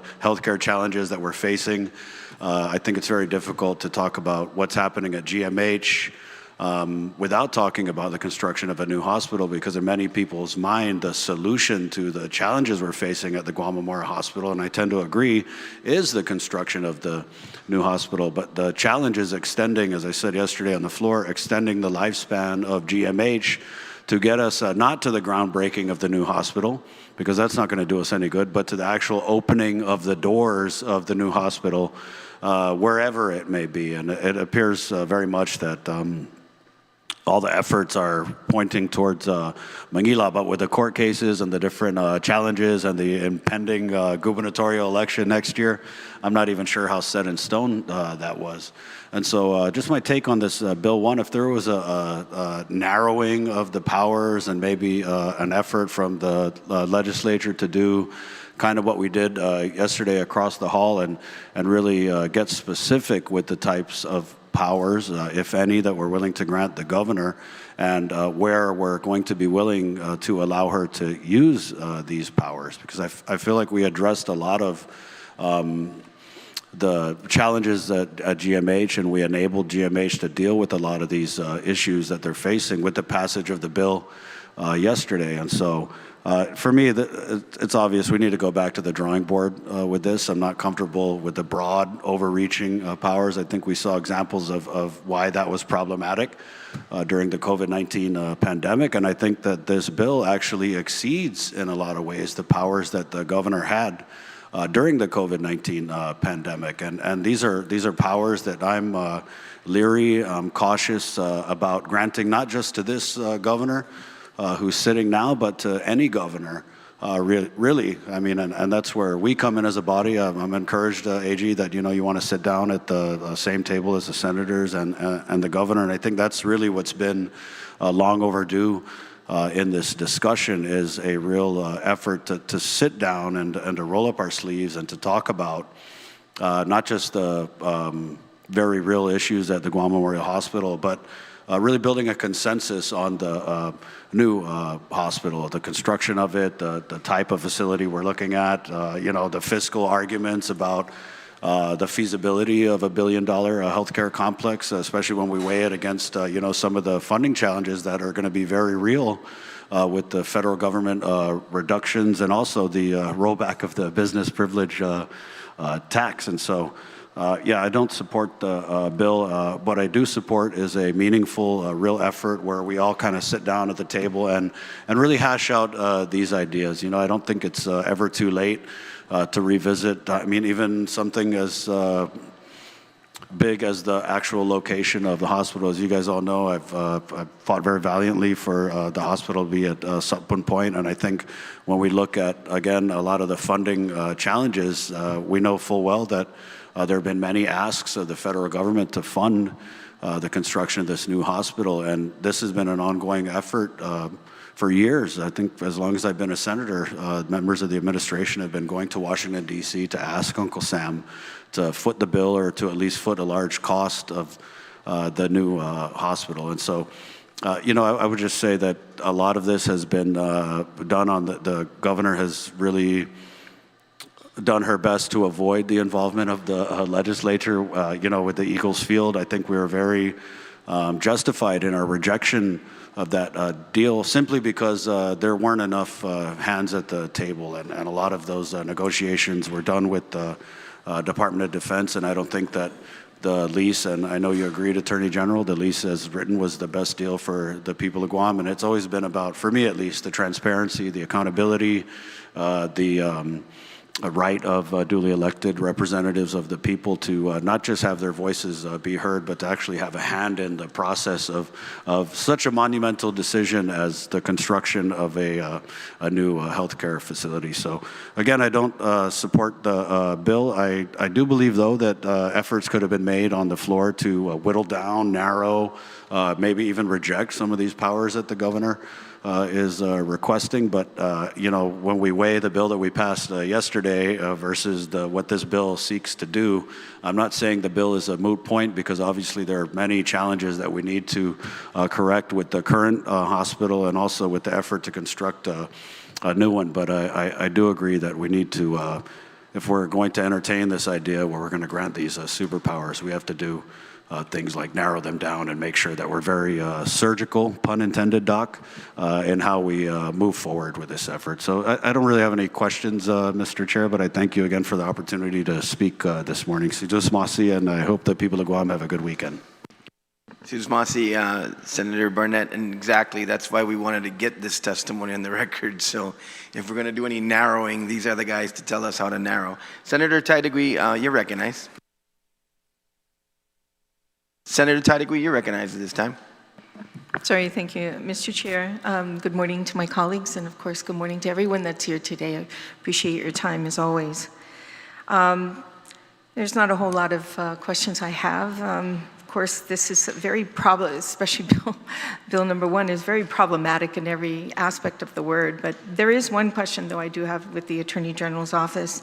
Do you see anywhere in this bill that actually has a timeline, you know, to end this public hearing? I mean, and end this emergency authority in the legislation?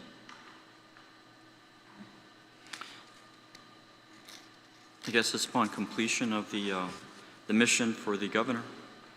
I guess so, but who measures that, and, you know, how does it determine? I mean, when you have no end result, I mean, it could be perpetual based on how she feels that day, right? Right, and that's the danger of giving the governor, giving any government official carte blanche emergency powers.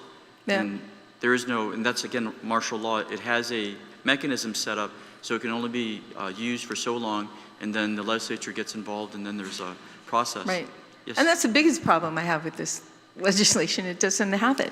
You know, I do understand the concerns that our government faces every time we're, you know, going through procurement, and the concerns of, you know, it just bottlenecking the movement of the government to, you know, be able to provide the services that are needed in a public health situation as well as an infrastructure situation that we have. But of course, that's the biggest green flag that we have to see in this bill, because it doesn't really have an expiration to this. You know, so that's one. As far as 2 is concerned, Bill 2, I think you guys just really hit it on the head, you know, with this one on your explanation. And I think, and thank you for doing it in simple terms so that the people of Guam who are listening to this clearly understand what you're trying to tell them, and the importance of why these 2 bills, it's not a good bill at all. So it's as simple as that. So thank you so much for taking the time to analyze this and putting your thoughts together so that it can, you know, resonate. Thank you. In the paper tomorrow, maybe, or in KUAM, wherever. Let's just Senator. hope they get it right, you know, when they do put the news out for this. So thank you so much, Mr. Chair. Susmasi, Senator Tadigui. Senator Matanane, you recognize?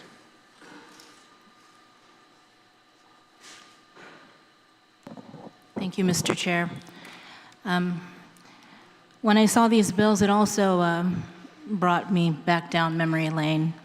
And it really wasn't a very good time during COVID-19. I remember being in the media and creating a show. It was initially called Containing COVID, and then it switched to The Link. And Senator Barnett, we were both co-hosts on that show.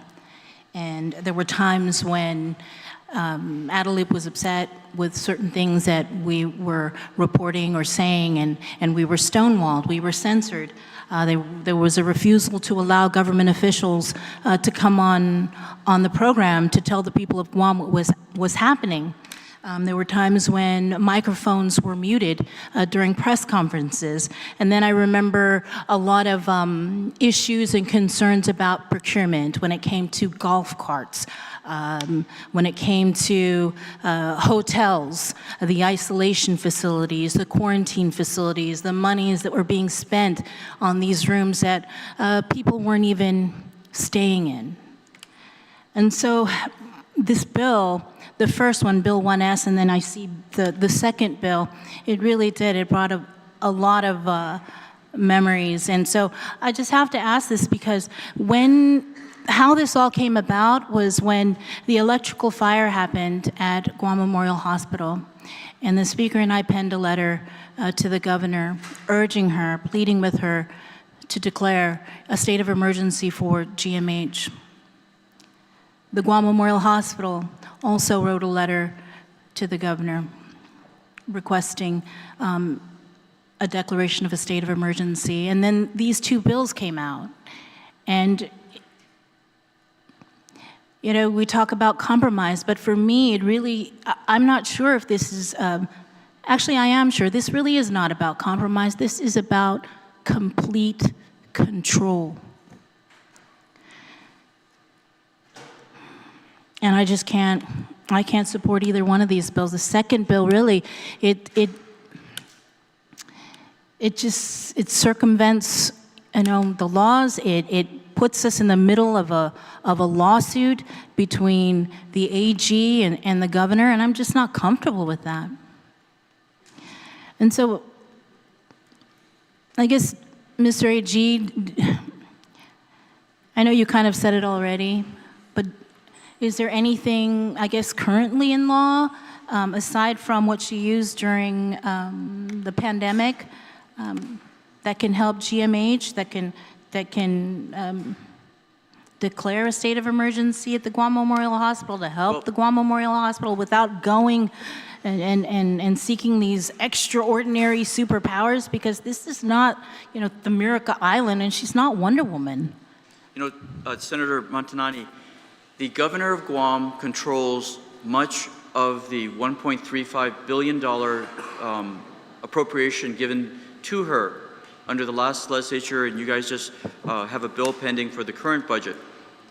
The governor has transfer authority. The governor has the Department of Public Works. The governor has all these cabinet officials as similar to the President of the United States. If I were governor, if you were governor, all of you have the ability to take what you have as the most powerful, in my opinion, the most resource powerful part of this government, take the people's money and the people's cabinet members and fix that hospital. We do it at the AG's office. We look at all the options that are available and we fix it. The governor, you know, if you had a very capable governor, you wouldn't be here right now. You'd be getting deep, and that's the first thing I saw when the hospital was going up in flames. Get DPW in there. We were going to issue a letter. I had it researched. Occupancy permit. Those guys go down there every day, identify what needs to be fixed, bring in the resources. You have transfer authority as the governor. You guys gave, was it 5%, something like that? Governors have always received transfer authorities. Shift the money that you have, fix that electrical panel, get the donations, the volunteers out there. The law provides for certain things that can be given to the people of Guam, and it's through the governor normally. This is the type of creativity, resourcefulness, using your cabinet to fix things and stop saying throw money at it. Again, this government's going opposite. More money, less services. Look at the Agana pool. That's the perfect example. We had a drone fly over it the last few days ago. It's all green. This is a pool that all of us were using when we were in high school. Crystal blue, everybody went down the Agana pool. How long has that thing been down? That is an indicator, a litmus test of how bad the governor has run us into the ground in the last 7 years. These small things that tell of a larger problem. So the governor can do it. If any of you ran for governor and were governor, I'm sure you wouldn't be coming and just begging. You'd be doing something. Don't just send your employees down here to create a political statement. That's just my opinion. So when you hear the governor say she doesn't have the authority to declare the Guam Department of Education in a state of emergency, she doesn't have the authority to declare the Guam Memorial Hospital in a state of emergency, is that a true statement? Does she have the authority or not? The declaration of an emergency triggers certain things because those are legal terms, right? What is an emergency and what authority in the statutes can you do? The governor is the governor of Guam under the Organic Act. You are in charge of health care. You have a huge cabinet with, what, 80% of $1.3 billion. So why do you need to put a label on it? You know there's a problem, get it fixed. That should be the discourse that we're having here, not you guys being called into session 3 times. And I was here before. Anytime the governor does that, it's a political stunt. When you guys recess, when you guys adjourn, that's a statement to the governor. We're not interested in what you have to say because it's not in the public's interest. But when she calls you back into session again, you're playing a political stunt. This is what I'm seeing from the outside in. We're not fixing the problem. And Governor, you can fix the problem if you wanted to. First problem, why is she talking about an MMC 10 years from now? I asked my people here, they don't even have the plan for that MMC over there. How much is it going to cost us? It's from $1 billion to $1.5 billion. That's the first thing you do in the private sector. Identify what it's going to cost and you set it forth. But the bigger problem is your hospital's burning down. People are dying every day. People need that facility, and you're ignoring them. You have $105 million in your bank.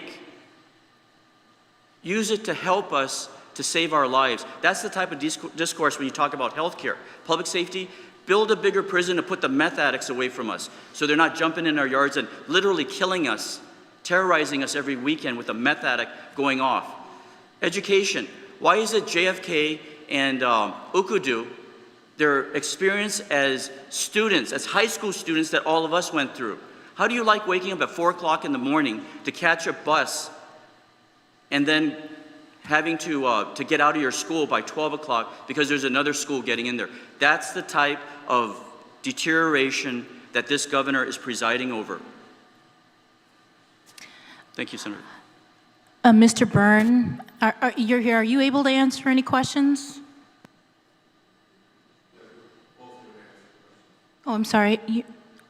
Who are you? Hi, Mr. Moots. Can you come to the table? Can you both answer questions? Thank you.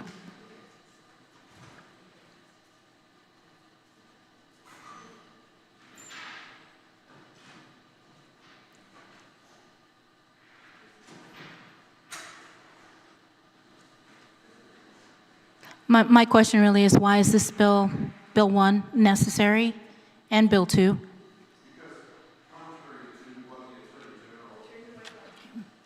Contrary to what the Attorney General said, the governor really has no emergency powers. Under the Centralized Accounting Act. Sir, before you proceed, please state your name for the record. Jeffrey Moots. Thank you. Thank you. The governor has no emergency powers under the laws of Guam outside of the Emergency Health Powers Act. She has the ability under Chapter 22 of Title 5 to transfer up to $250,000 during an emergency, but that money must be repaid to the general fund, and that's the limit. She has no ability to impact procurement. An emergency does not create some magical procurement process. Emergency procurement is available to an agency even without an emergency declaration. The director of the agency can certify an emergency and then go through the emergency procurement process, which is not a fast process, but it exists. It is not necessarily any faster than any other type of process, but an emergency procurement process exists. There is no expedited emergency process simply by declaring an emergency. In terms of his so-called transfer authority, the governor has currently 15% transfer authority, but only from government agencies. So if you're saying that you believe you've overfunded all the departments by the millions of dollars necessary to support Guam Memorial Hospital, then yes, you would have money to transfer. But unless you want to identify agencies that you want her to lay people off from or close down to transfer that money, no money exists. There are agencies outside of her transfer authority that have pots of money that are unspent, but she's not allowed to transfer that money. So Bill 1 was designed primarily to mirror the provisions of the Emergency Health Powers Act. What's different then? You said it mirrors, but there's... Well, one of them is it adds some language like defines professional service and purchasing agency straight from the procurement service.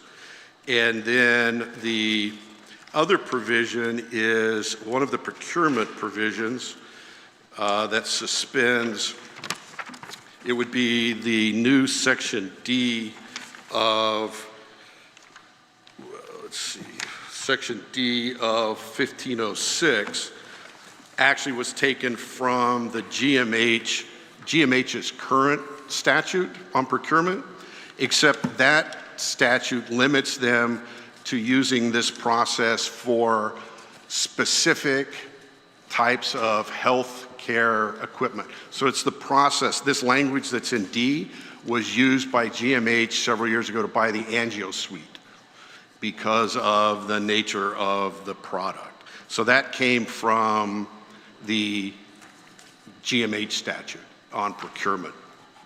The other is we took the right to protest from the other bill that was passed for critical infrastructure for AARP, which gave the Office of Public Auditor the final say on the review. So that already exists for projects funded more than $5 million with AARP. I think you've called it a critical infrastructure projects is what they're called. So that's where we took that from. So the only thing that was not from that was, 1507 came from the Emergency Health Powers Act, which on the licensing and of healthcare professionals from other places. So everything that is in here, we took from other existing statutes. We created some definitions for the emergency. Even the declaration of emergency, the content of the emergency is from the Emergency Health Powers Act. As Senator Taitigui noted, the duration is not in here, mainly because we're talking about long-term procurement issues. You're talking about construction, which doesn't have a short duration. So the duration is controlled by the nature of the emergency. If you want to put in that it has to be renewed, then you can renew it. Currently, no other emergency declarations for the governor. For example, when Typhoon Marwar came into effect, that emergency declaration is actually still in effect. Because were we to terminate it, we would lose federal funding. We're only allowed to get certain types of FEMA assistance as long as that declaration has not been canceled. So if we cancel ours, then the federal declaration is canceled and FEMA no longer has jurisdiction. So that's where we left it, was for purposes of the duration of the project. And we have no objection, I'm sure, to the legislature saying you need to renew it every 30 or 60 days. We felt that the definition of the condition of the declaration, where you had to say what the condition that brought about the emergency, that those were specific enough that once the construction or whatever was needed was done, that the conditions would be obvious that it would terminate at that point in time. So if the declaration is to replace the electrical panel at GMH. It was said earlier that Bill 2, it basically is an effort to bypass the Attorney General. Yes. The Attorney General has already made an announcement that he is not going to approve any contract that uses the expenditure of ARP money, which ethically means he's no longer ethically capable of providing review for the agencies. 5150 is more than just final review of the contract. 5150 requires the Attorney General to be the legal advisor for the agency seeking the procurement above $500,000. The problem is, because the Attorney General has taken the position that we're not doing this, we've already made a decision. His limitation is to the legality of the contract. But he's already made a determination that he's not going to review anything. So ethically, he's no longer capable of being the attorney for an agency that is seeking that contract. It can be reviewed by an attorney that doesn't have a conflict. So that's what we're trying to do. And I heard you earlier say you don't want to get in the middle of a lawsuit, but you already have. There is a pending suit in the federal court about the Attorney General's ability to hire unclassified employees. And in your budget bill, you create the Imperial Attorney General, which is exactly what that does, which is legalizes the activity that we're currently suing about in the federal court. So this body is more than willing to step into the middle of pending federal litigation. So I'm not sure why there's a distinction between the two. So that rings as a very hollow explanation for why Bill 2 is just flat out bad. It doesn't prevent any review of the contract. The review of the contract is then done by the GSA legal counsel, who is by law the attorney for GSA, who is the procurement specialist. It doesn't say we get to do whatever we want. It's still reviewed by the GSA employee, who is a classified employee and not subject to discipline by Mr. Byrne or anybody else for his decisions. Again, unlike the Attorney General's office right now, where they're all at-will employees who have to comply with the Attorney General's whims or they're out the door. So we've now placed somebody in charge of a review who is, one, not ethically challenged, and two, not subject to the whims of their bosses as to whether or not a contract is legal or not. And to say that the Attorney General is the expert in procurement is actually quite laughable. During the hearing on his dignity project, the court actually found that he violated the law, the procurement law, repeatedly in the attempt to procure that program. We laid out through the testimony all of the violations. So their experience with procurement is not very good, but yet they have that power. So all we're trying to do is to keep from losing $100 million, of which was legally obligated for infrastructure programs, which will assist MANGILAO and other villages, and will put infrastructure in place for a potential new hospital, while we're fighting over what is basically meritless litigation from the Attorney General's office. Thank you, Mr. Moots. I don't have any further questions. Thank you.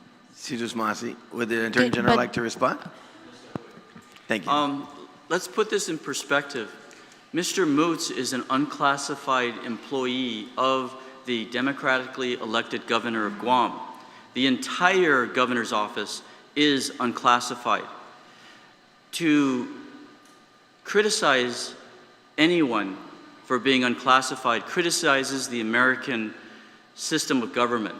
When you have a democratically elected official, they must perform, they hire a group of unclassified employees. In our law, Mr. Moots, it's the governor, every senator, the legislature, mayor, the public auditor. That is the way our government of Guam works. So the complaint about having unclassified employees serving the people through the democratic process is meritless. And as to the Dignity Project, that is before the Supreme Court of Guam right now. And interestingly, the governor brought it up, that the governor signs every contract in the government of Guam. The governor, Mr. Moots, and councils have subjected every contract for the last 30 years to being overturned because the governor did not sign every contract.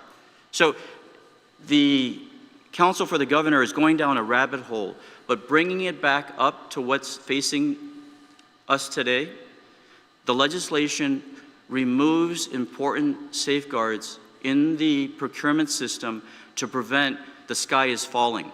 The governor created the situation. The governor has brought the emergency that she was involved with to the legislature, and they are suggesting give her carte blanche authority to eliminate your role in setting public policy, setting safeguards. Whenever you remove an official, that's the first indication that something's going wrong. A safeguard is being removed. The Procurement Council is not directly answerable to the people of Guam. The Attorney General is. And I think that says it all for purposes of the criticism of the Attorney General's office. We have a dedicated group of people. We are bringing in lawyers consistently. We're able to provide the service. And I'm not here, and it would be in my interest to say, let them take care of it, because less stress for us. That is not what our Attorney General's office is doing. We're saying, fulfill the public policy statement of the legislature in 2009. They set the amount at $500,000 and above. Attorney General must review it for those prior agencies that never had the review. You know, obviously we do it for the government of Guam, the departments, but the key thing is where all the money is coming from is the autonomous agencies. Guam Memorial Hospital, Guam Power Authority, GWA, Airport, Port Authority of Guam. That is where, and you talk to the public auditor, that is where our monies are being under investigation because they don't have an attorney general that can criminally investigate them. That's the difference between the Procurement Council and Mr. Moots and every other attorney in this government. Only the Attorney General's office can take them before a grand jury when they break a law. So, power to the people. That's exactly what you're getting from the Attorney General and a democratically elected official. Thank you. Senator Parkinson, you're recognized. May I respond? The issue is quite clearly he's mixing everything up. First off, 5150 is not a review. 5150 says they shall work as counsel during the procurement at all stages. He's saying we're watchdogs, we're gonna charge them, we're gonna prosecute them. If he does his job properly, which he doesn't do, his lawyers, and he would need a lot of them, would have to work with every contract that is being put out. And there wouldn't be anything for him to review in the end because his lawyers are supposed to, under 5150, provide legal advice and counsel all the way through that procurement process. He's not doing that right now. He's treating it as, give me a contract, I'll look it over, and I'll either sign it or I won't, and that's not complying with the law. That's why we put in Bill 2. If the AG is going to continue to violate the law and not provide the 5150 legal assistance to the agencies, then there's no reason for him to be there, because in the end, the contract will be reviewed under 5 GCA 22601 by both him, who at that point in time he is supposed to certify as to legality and form, and then send it to the governor for her signature. We're not saying take away the AG's oversight. The bill says he's not doing his job of providing the legal assistance to the agencies. If you ask the agency directors, when you go to do a procurement, is the AG helping you do that procurement? They will tell you no. At the end, they send everything to the AG. That is not 5150. 5150 says he also reviews it. But the beginning of it says he is provide legal counsel to all of those entities. And he's not doing that. So if he's not going to do that, and he can't do that because ethically he can't represent agencies, he sent threats to sue, which is what he's done to GWA and GPA if they expend any ARP money. He's already created an ethics problem for his office to represent them in 5150. Okay, Mr. Moots, I'm going to continue the question here, but I'm going to say why I'm uncomfortable already in this process. This exchange and these bills tell me that we're acting like a court now. I'll tell you, I'm very, very uncomfortable with that. But we'll continue with the questioning of the panel. But that's what I mean. None of us are wearing robes here. We didn't go to school for it, and we weren't appointed for it, and we weren't confirmed for it. So that's my level of discomfort at this point. Senator Parkinson, you may proceed. Yeah, Mr. Chair, I just wanted to echo my levels of discomfort too with that same exchange, and I would hope that perhaps this could be illuminating for the body to reconsider some of these provisions regarding the Attorney General that we put into the budget bill, despite there being a court case and despite being not a court ourselves. I think we should consider maybe repealing them and having their proper public hearing. Yeah, you can introduce bill anytime, sir. Absolutely. Please sir. proceed. You know, there's a lot of language out here that was very, wow. You know, I'm going to coin a new term. I'm going to call it Lou derangement syndrome, because there was a lot of things. I don't think anyone's ever called that phrase before. But I mean, it was crazy to hear, because Everyone is Hitler. Everyone is a dictator. There is criminal blackmail that's going on and weaponizing emergencies. And I'm so confused why the governor doesn't give me a call and isn't friends with me. Like, really? Come on, people, let's take the temperature down. Dictators? Come on. So, before I continue also, I'd like to defend a very fine man in this community. I want to go to bat for former Senator Rodriguez. He is a former senator in these chambers, and he served with honor and distinction in these very halls. And then when he retired from politics, he took his talents to care for the community through his foundation, Todo Guam. When me and my fellow colleagues leave this chamber, may we all find pursuits just as worthy as what he's doing. And I will not accept the sullying of such a committed citizen's good name because Dr. Sheay is envious of his contracts or the good works he does in the community. I will not accept that. And I just wanted to get that on the record. So, talking about Bill 1, emergency powers for the governor. And funny that dictators came up earlier because to my people of Guam, do you understand where the idea of emergency powers come from? It comes directly from the term dictator, and the story of Cincinnatus back in the ancient Roman days. The ancient Romans recognized that in times of great emergency, sometimes it was best to put a unity of command to handle the emergency. And the famous story of Cincinnatus, the enemies of Rome came to the gates. And each time the Roman Republic would give Cincinnatus these enhanced powers for him to settle the emergency. And when the emergency was done, Cincinnatus gave his powers back and returned to his fields to plow. And he was called from his fields 2 more times to go stop the enemies of Rome, and each time when the emergency was done, he gave his powers back. That was the example Washington followed.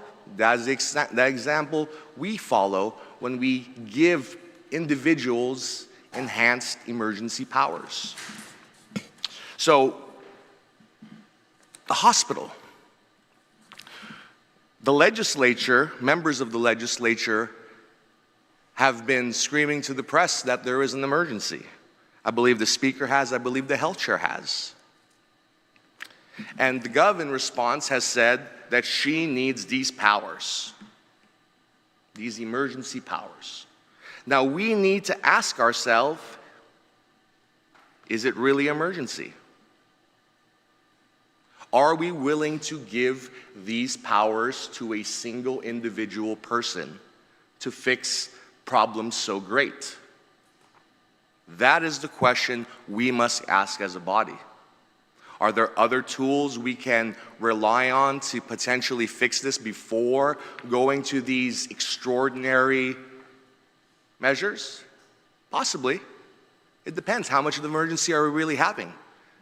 Is it so much of an emergency that we can't raise the BPT 0.5% to give them money?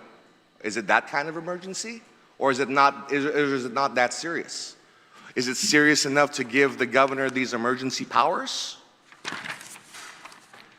I don't know. That's a question we all have to ask as a body. But I don't think not giving them money and not giving them powers is going to do anything. I don't think the answer is doing nothing. So if we do not give the governor these emergency powers, what do we do? Do we do a suite of powers lesser than this so that we give her the tools that she needs, but not as much tools to make us uncomfortable? I don't know. But if we say no to this, and we say no to giving them $40 million because we don't want to raise the BPT, what do we do? That's something we got to ask ourselves as a body. And then talking about bill number 2, a bill to authorize the installation of utilities infrastructure in Maga'hågan utilizing American Rescue Plans Act of 2021 funds. We have a dual problem that we have to solve here on Guam. Our only public hospital is, I wouldn't even say dying. I would say that hospital is dead. And we are living off the corpse of what was once our public hospital. I do not expect that this public hospital will be here in 10 years. I do not expect that this public hospital, I don't even think it might be here in 5 years. There's a very, very possible reason that it might not be here next year if we get hit by a typhoon hard enough. So it's not a question of be willing to fund GMH or a new hospital. It's both. We have to do both. We have to start building now, and we still have to also fund GMH. And both of those things are incredibly expensive. Every governor for the last several decades has wanted to build a new hospital. The thing that has stopped them is we did not have the seed money to do something like that. The conditions were not there to be able to fund something like this. But now we do. For the first time in decades, we have an actual opportunity to fund the hospital with $100 million in ARP money set aside. And we want to take that money and put it into our dead hospital. And our hospital, it needs money, but it shouldn't come at the cost of our new hospital. Find another funding source, but preserve the one for the new hospital. And I support the new hospital in Maga'hågan. I've always believed that we need to do whatever it takes to get a hospital built as quickly as possible. And the best way to do that is cooperation between the legislative branch and the executive branch. Take it away from Lou, take it away from parties, take it away from me, take it away from the names of all the players. If you just took generic governor and generic legislature, ask yourself, can you get more done with cooperation or conflict? And with just generic people in place, you will always get more done with cooperation. And we need to move with some urgency, like we are at war, because we are at war. It's not official, but we are very much in a new Cold War between America and China as we speak. Just, a month ago, we had the largest military exercise happen in the world, in our very skies. That didn't happen because Guam is some nothing island in the middle of nowhere. We had this largest air training exercise ever, and we're going to have another one in about 18 months as a show of force to the Chinese that we are strong here. When the United States had a mission to attack nuclear facilities in Iran, it pulled the defenders away from Guam. And what did China do? They brought 2 aircraft carriers within range of Guam and started flying drones into the sky. Show of force while we were undefended. These war games, these war exercises can very easily turn into a real war in the drop of a decision. And that has been something that has been lost in the conversation about our new medical hospital. We've heard that it makes no sense to spread out our medical facilities when it's all clustered in Tamuning.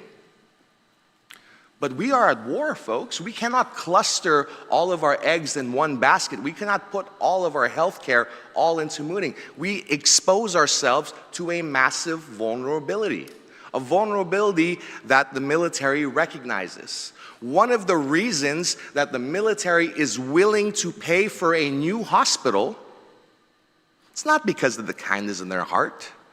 It's not their better angels moving them. What it is they recognize that they need a facility in case of a mass casualty event that disables their medical facilities. Senator, I don't have a problem with the commentary, but the panel here is here for questions.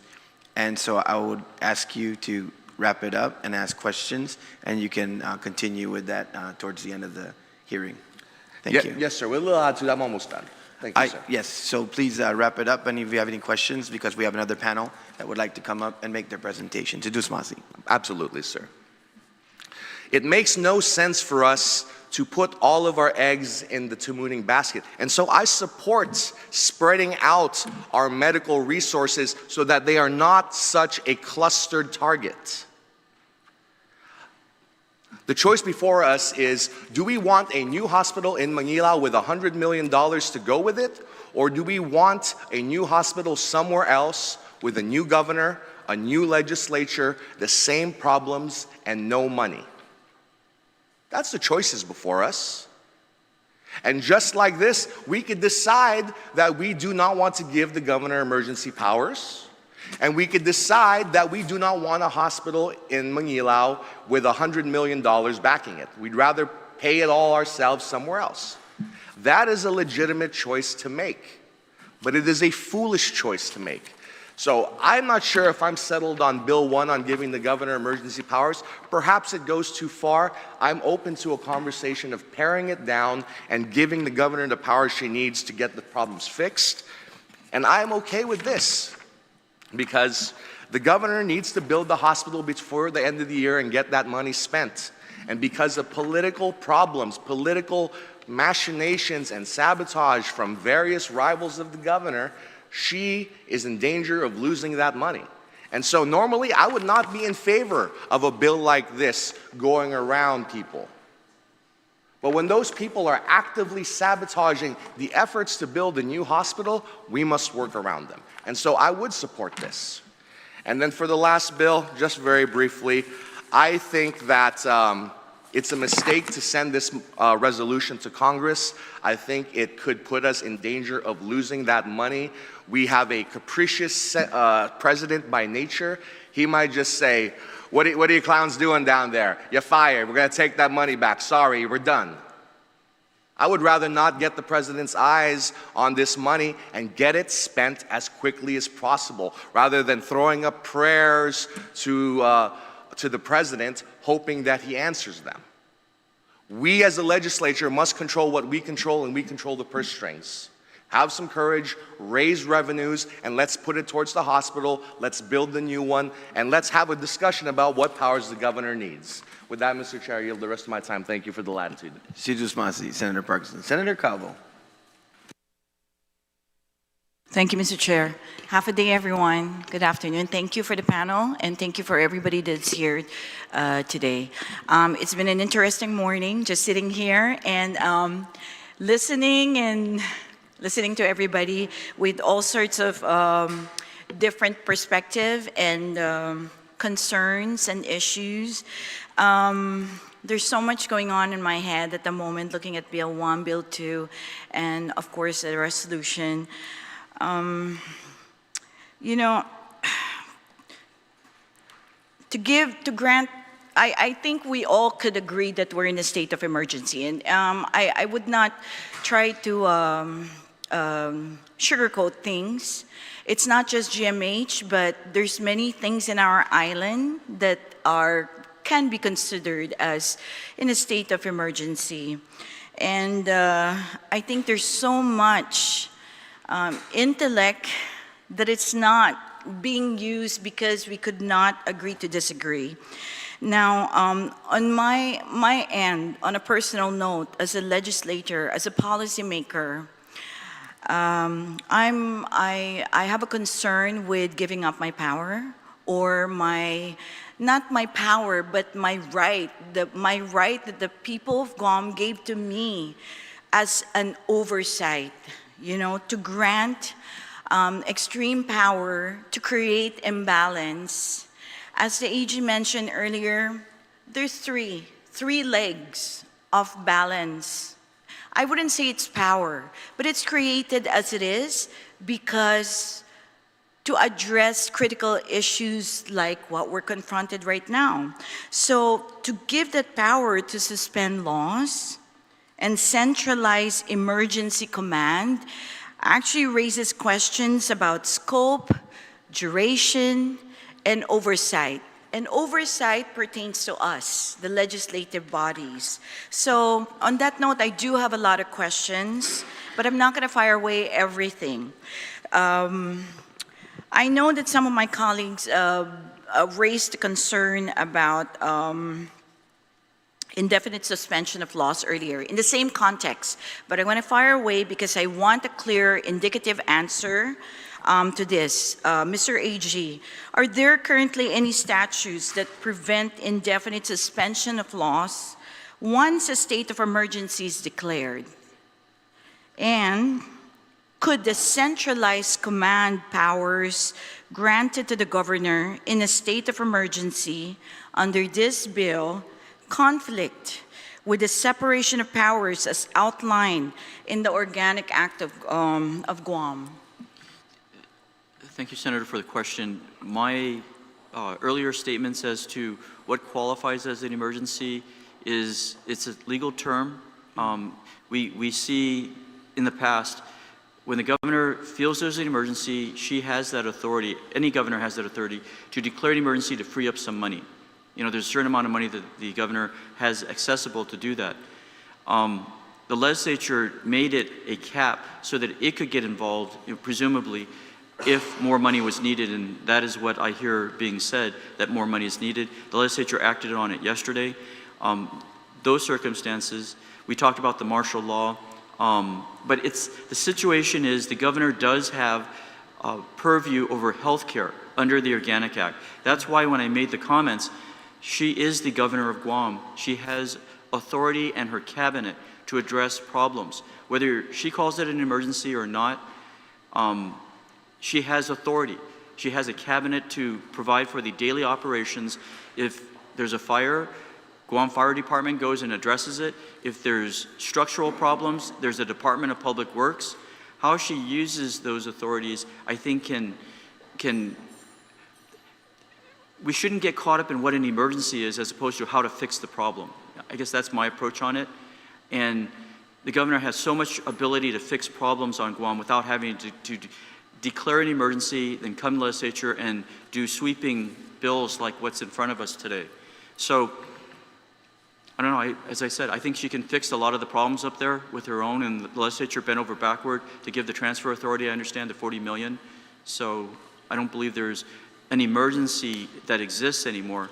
And I do not consider the medical complex an emergency at all. That's a 10-year project requiring billions of dollars. Thank you, Mr. AG.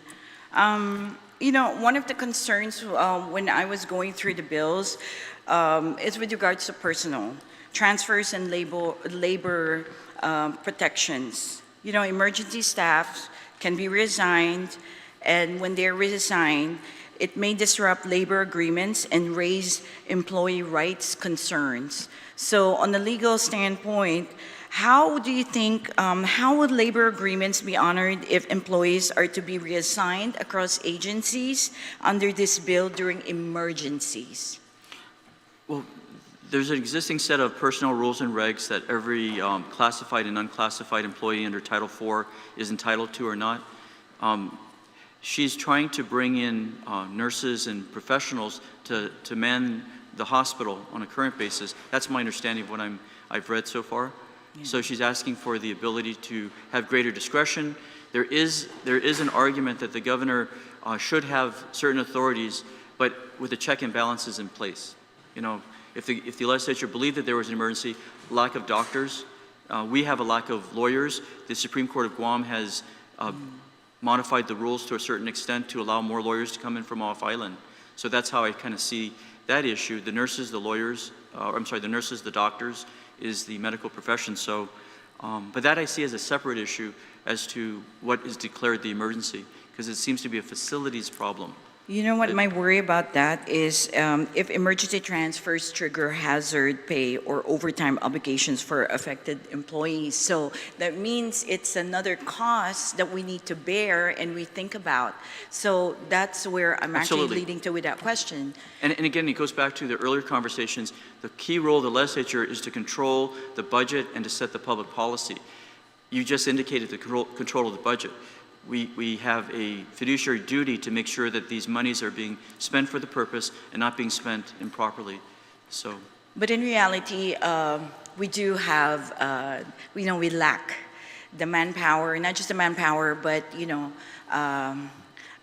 personnel to address these issues that we're confronted with medical, with judicial, so even construction, right? Anyway, thank you, Mr. AG. Thank you, Senator. Thank you. So I wanted to dabble into the fiscal transfer and financial oversight, sir. Just one question.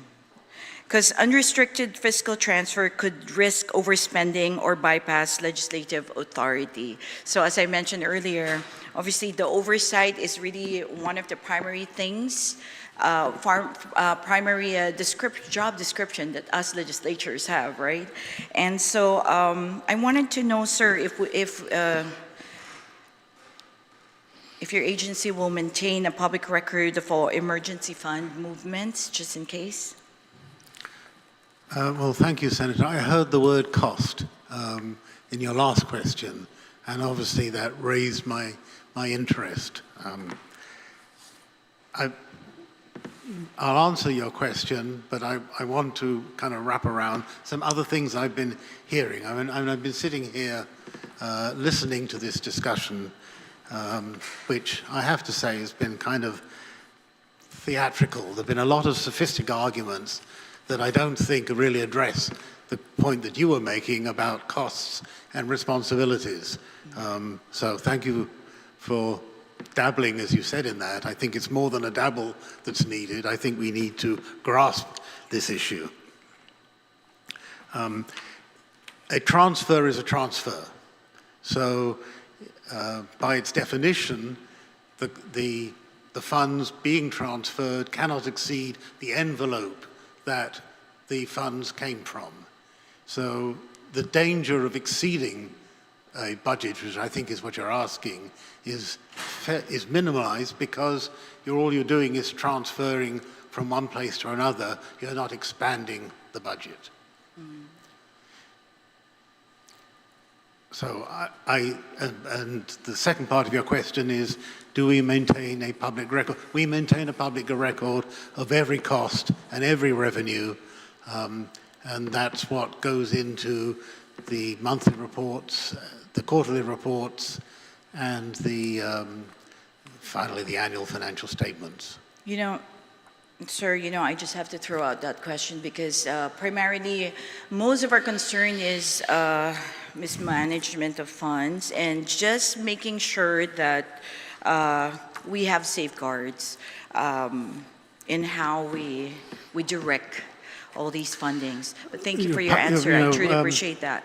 Public funds are different from private funds. There need to be safeguards, and we have a lot of safeguards.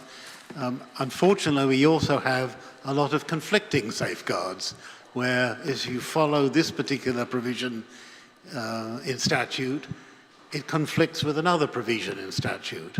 And no doubt that's why we have the two gentlemen sitting on either side of me here to resolve those, as the chairman says, in another place at another time. But we do have safeguards. You can nuance the safeguards, you can tweak the safeguards, but they're there. So if they don't serve well, we'll fix them. I don't think that some of the reports that are mandated because they came from 15, 20 years ago address modern needs, and I personally am trying to update those so that they look more like modern financial statements that provide useful information to the readers. But the safeguards, the basic safeguards are there. Thank you. Thank you for your answer. On Bill 2, I just wanted to, just going through it,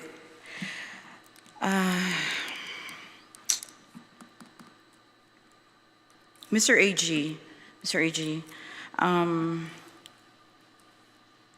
I just wanted to address this. Exempting the requirement for the Attorney General to review high-value contracts before execution reduces a key legal safeguard for major infrastructure agreement.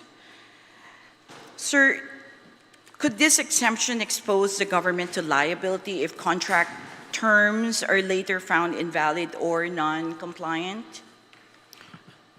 I'm more concerned about the abuse of government monies.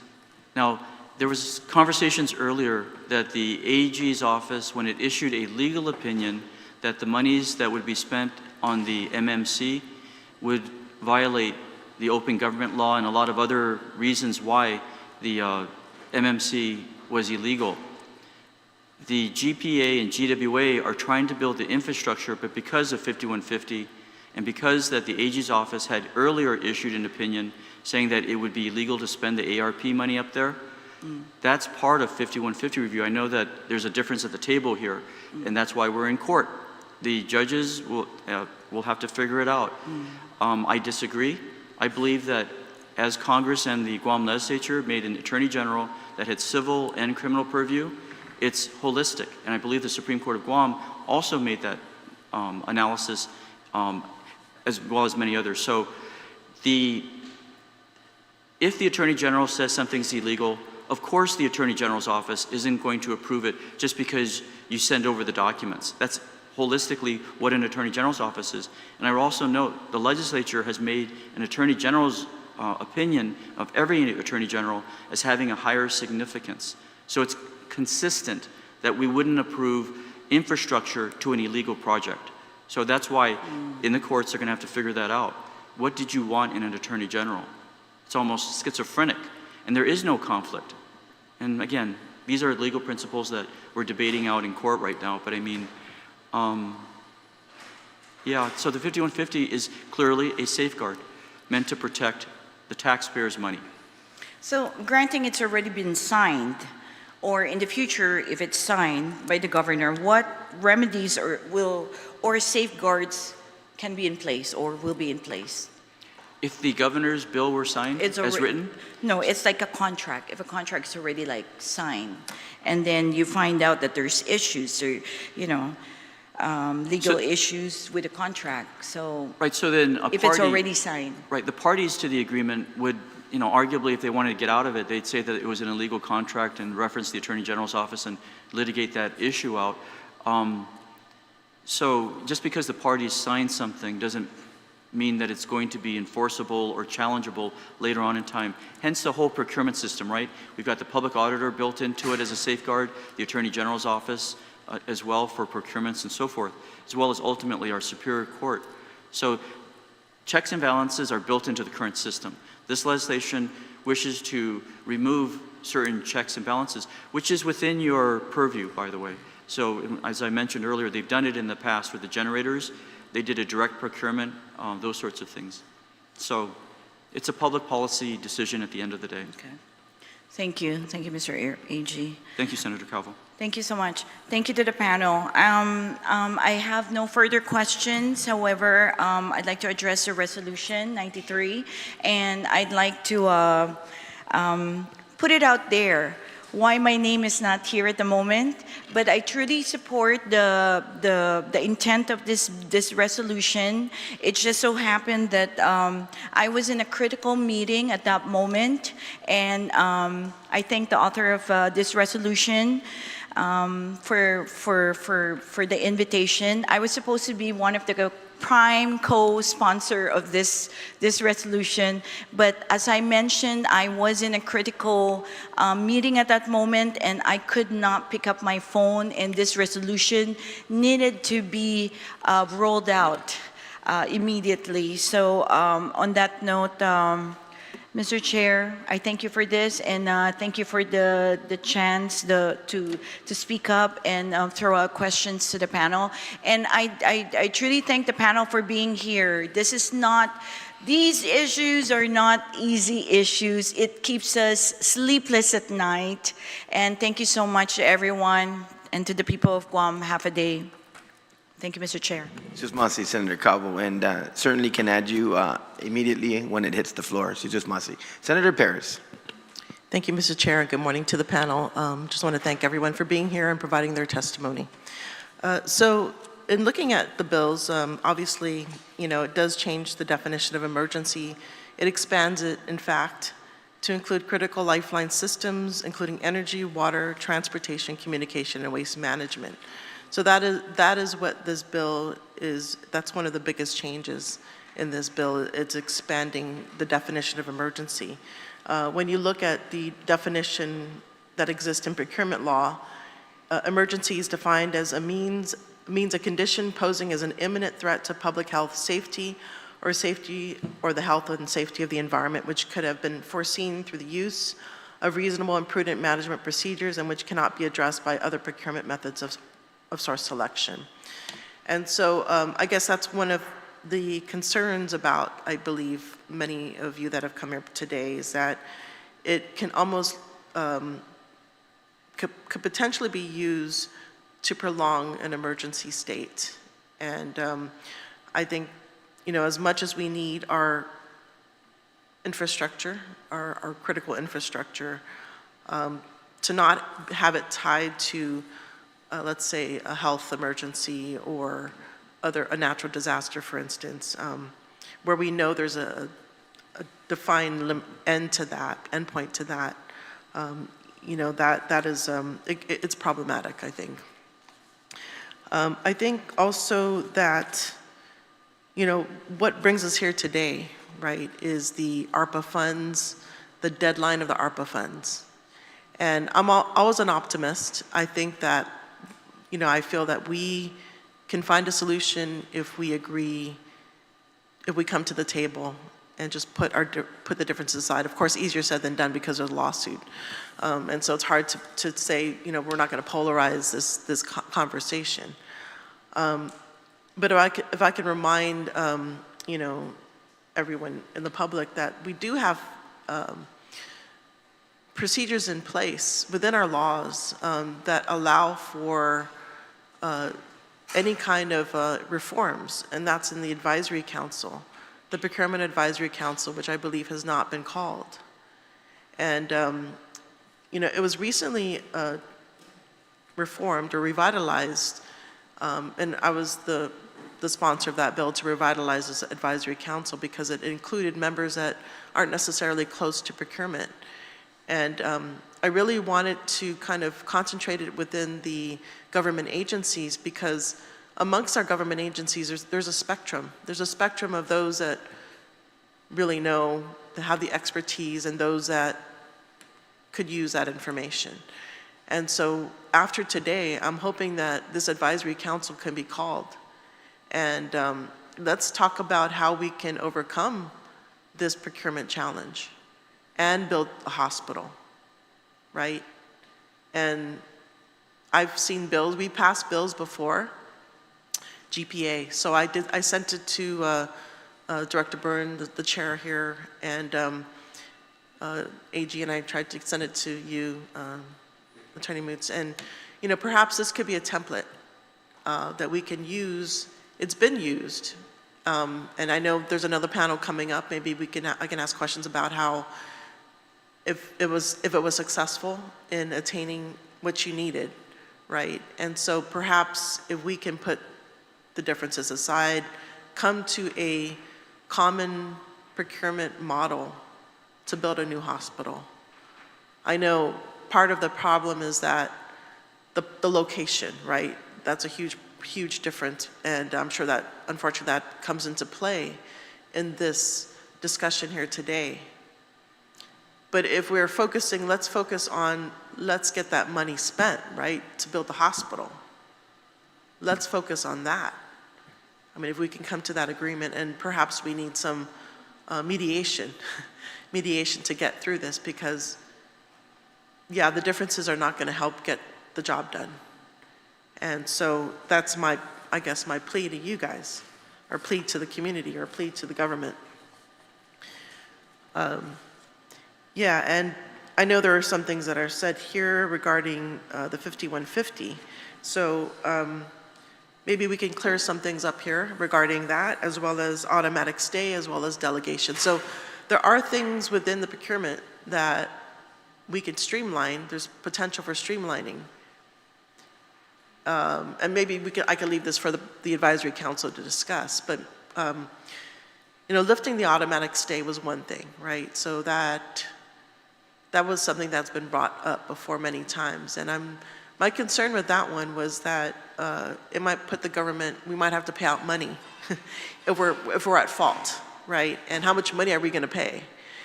And that to me was not something I was comfortable with in a law, putting it in a law to say, if there's a protest, lift the automatic stay. And so maybe if I can, since I have the governor's office here as well as AG, can you kind of opine on this issue of lifting the automatic stay? I know we already have something in place. We can lift the automatic stay if it's deemed in the best interest of the territory, right? So we do have that, but why do we need to go a step further to codify that we can lift the automatic stay in a protest, in addition to what's currently in law? So maybe I can have Attorney Moots, if you can opine on that. Well, the issue with the automatic stay is one, it's up through the OPA, there's no issue on that. Everybody agrees that that's an appropriate decision. If you go to speak with people on a national level who deal with procurement, so I've done federal procurement training multiple times. We go to national meetings with the National Governors Association people. No one else has a stay that goes into effect through the ongoing litigation. If the party in other states and in the federal government, if the party believes that there should be a stay, then they go into court and they have to convince a court to issue a preliminary injunction. So they have to convince the court that they have, they're going to suffer irreparable harm, and that they have a good chance of success on the merits. If they can't convince the court of that, then the stay doesn't go into effect. And in terms of damages, most states once they go forward, your damages after award are the cost of putting together your proposal if you won.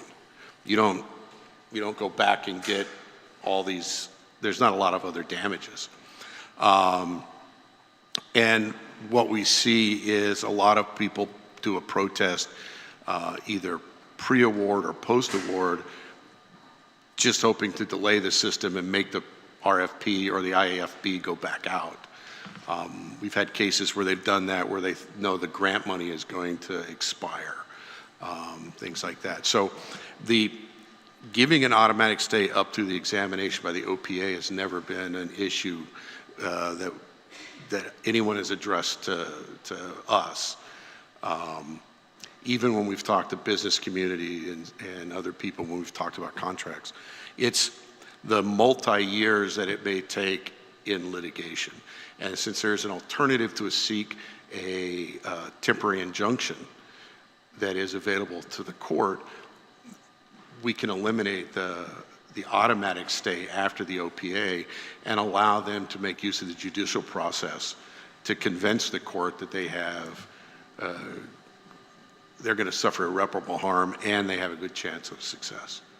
That would be my recommendation, and we've made that recommendation to other senators in meetings over the last couple of years. Okay, thank you. Director Byrne, did you want to add to that?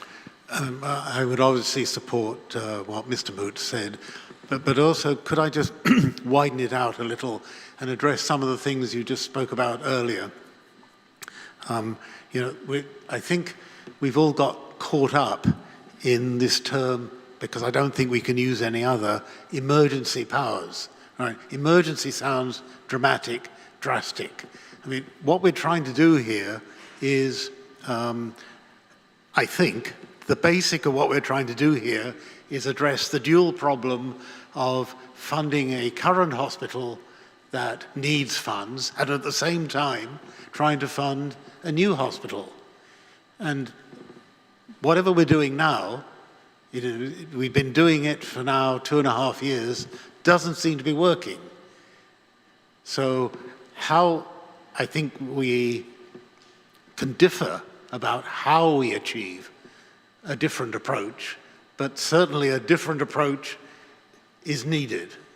And, the procurement part of it that you're addressing and the automatic stay and the procurement issues that are addressed both in Bill 1 and Bill 2 appear to be impediments to moving this project along, both of which are time critical. One, because the funding will run out if we don't spend it, and two, because we're constantly having to subsidize the old hospital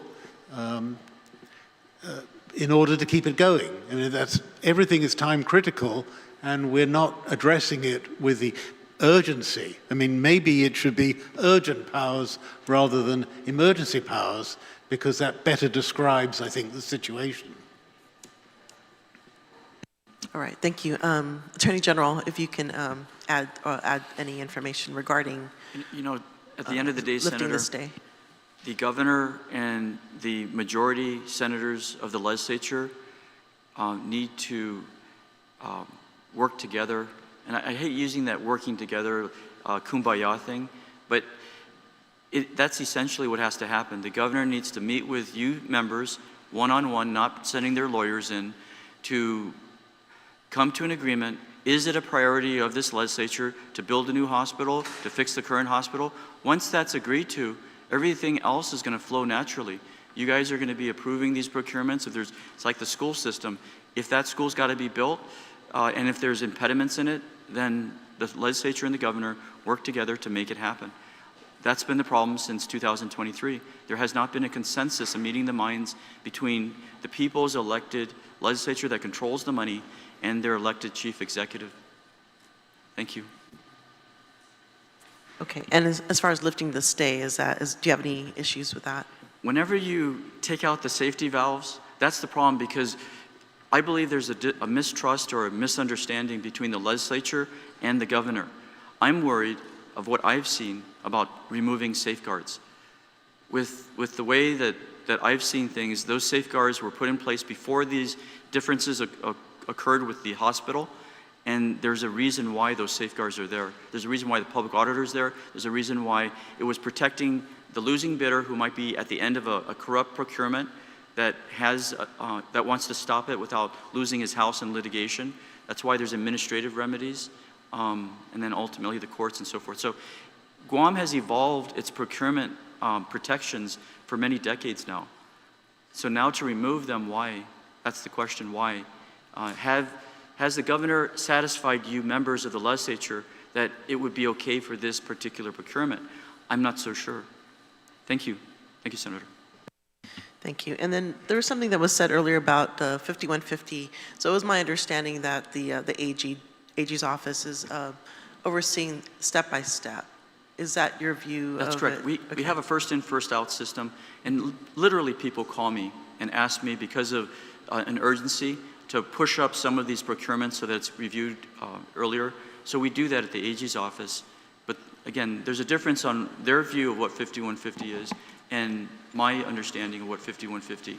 Not only do we help the government agencies, but we also make sure that there's no impropriety.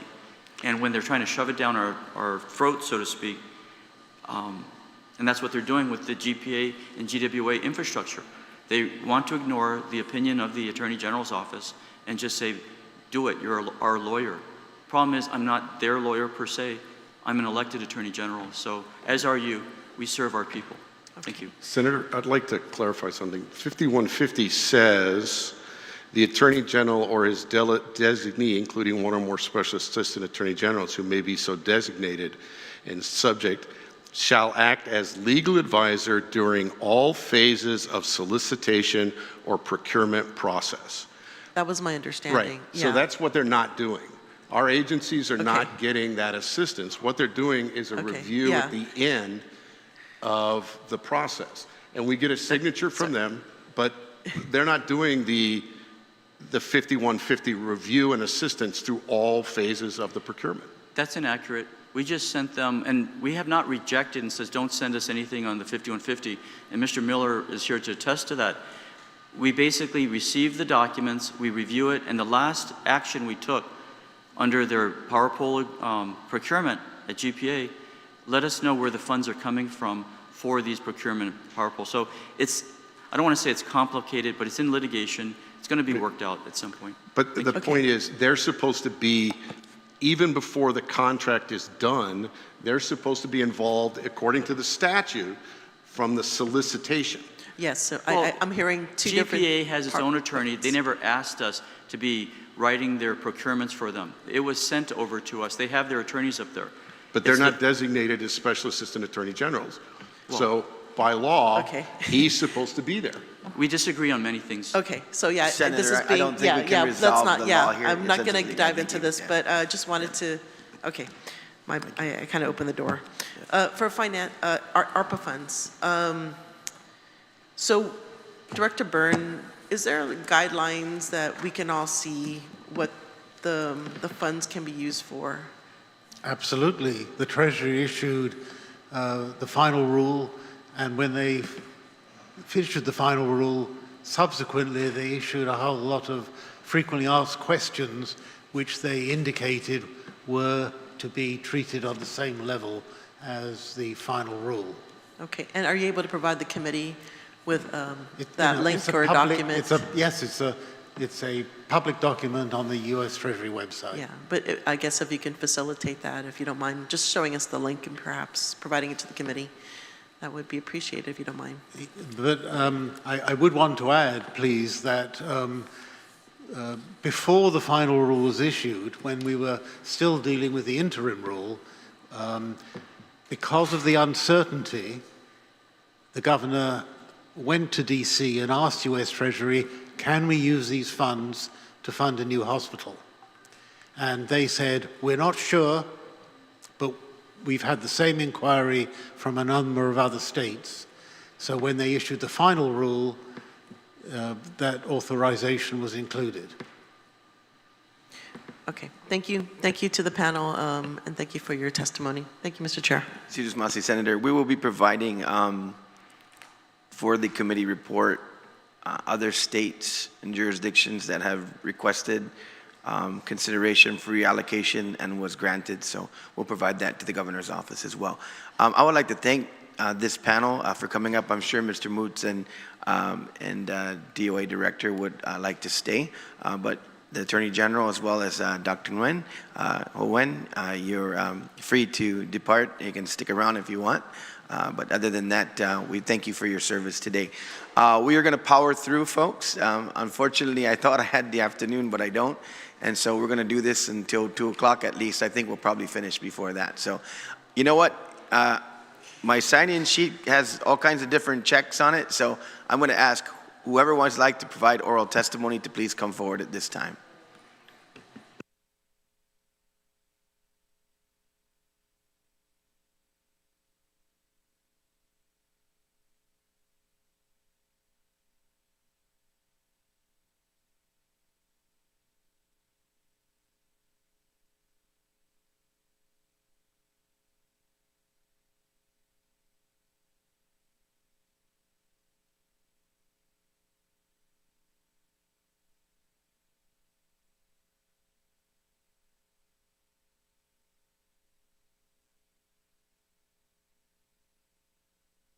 Given the fact that I have two senators, former senators, I'm going to defer to seniority, Senator Fernando Esteves.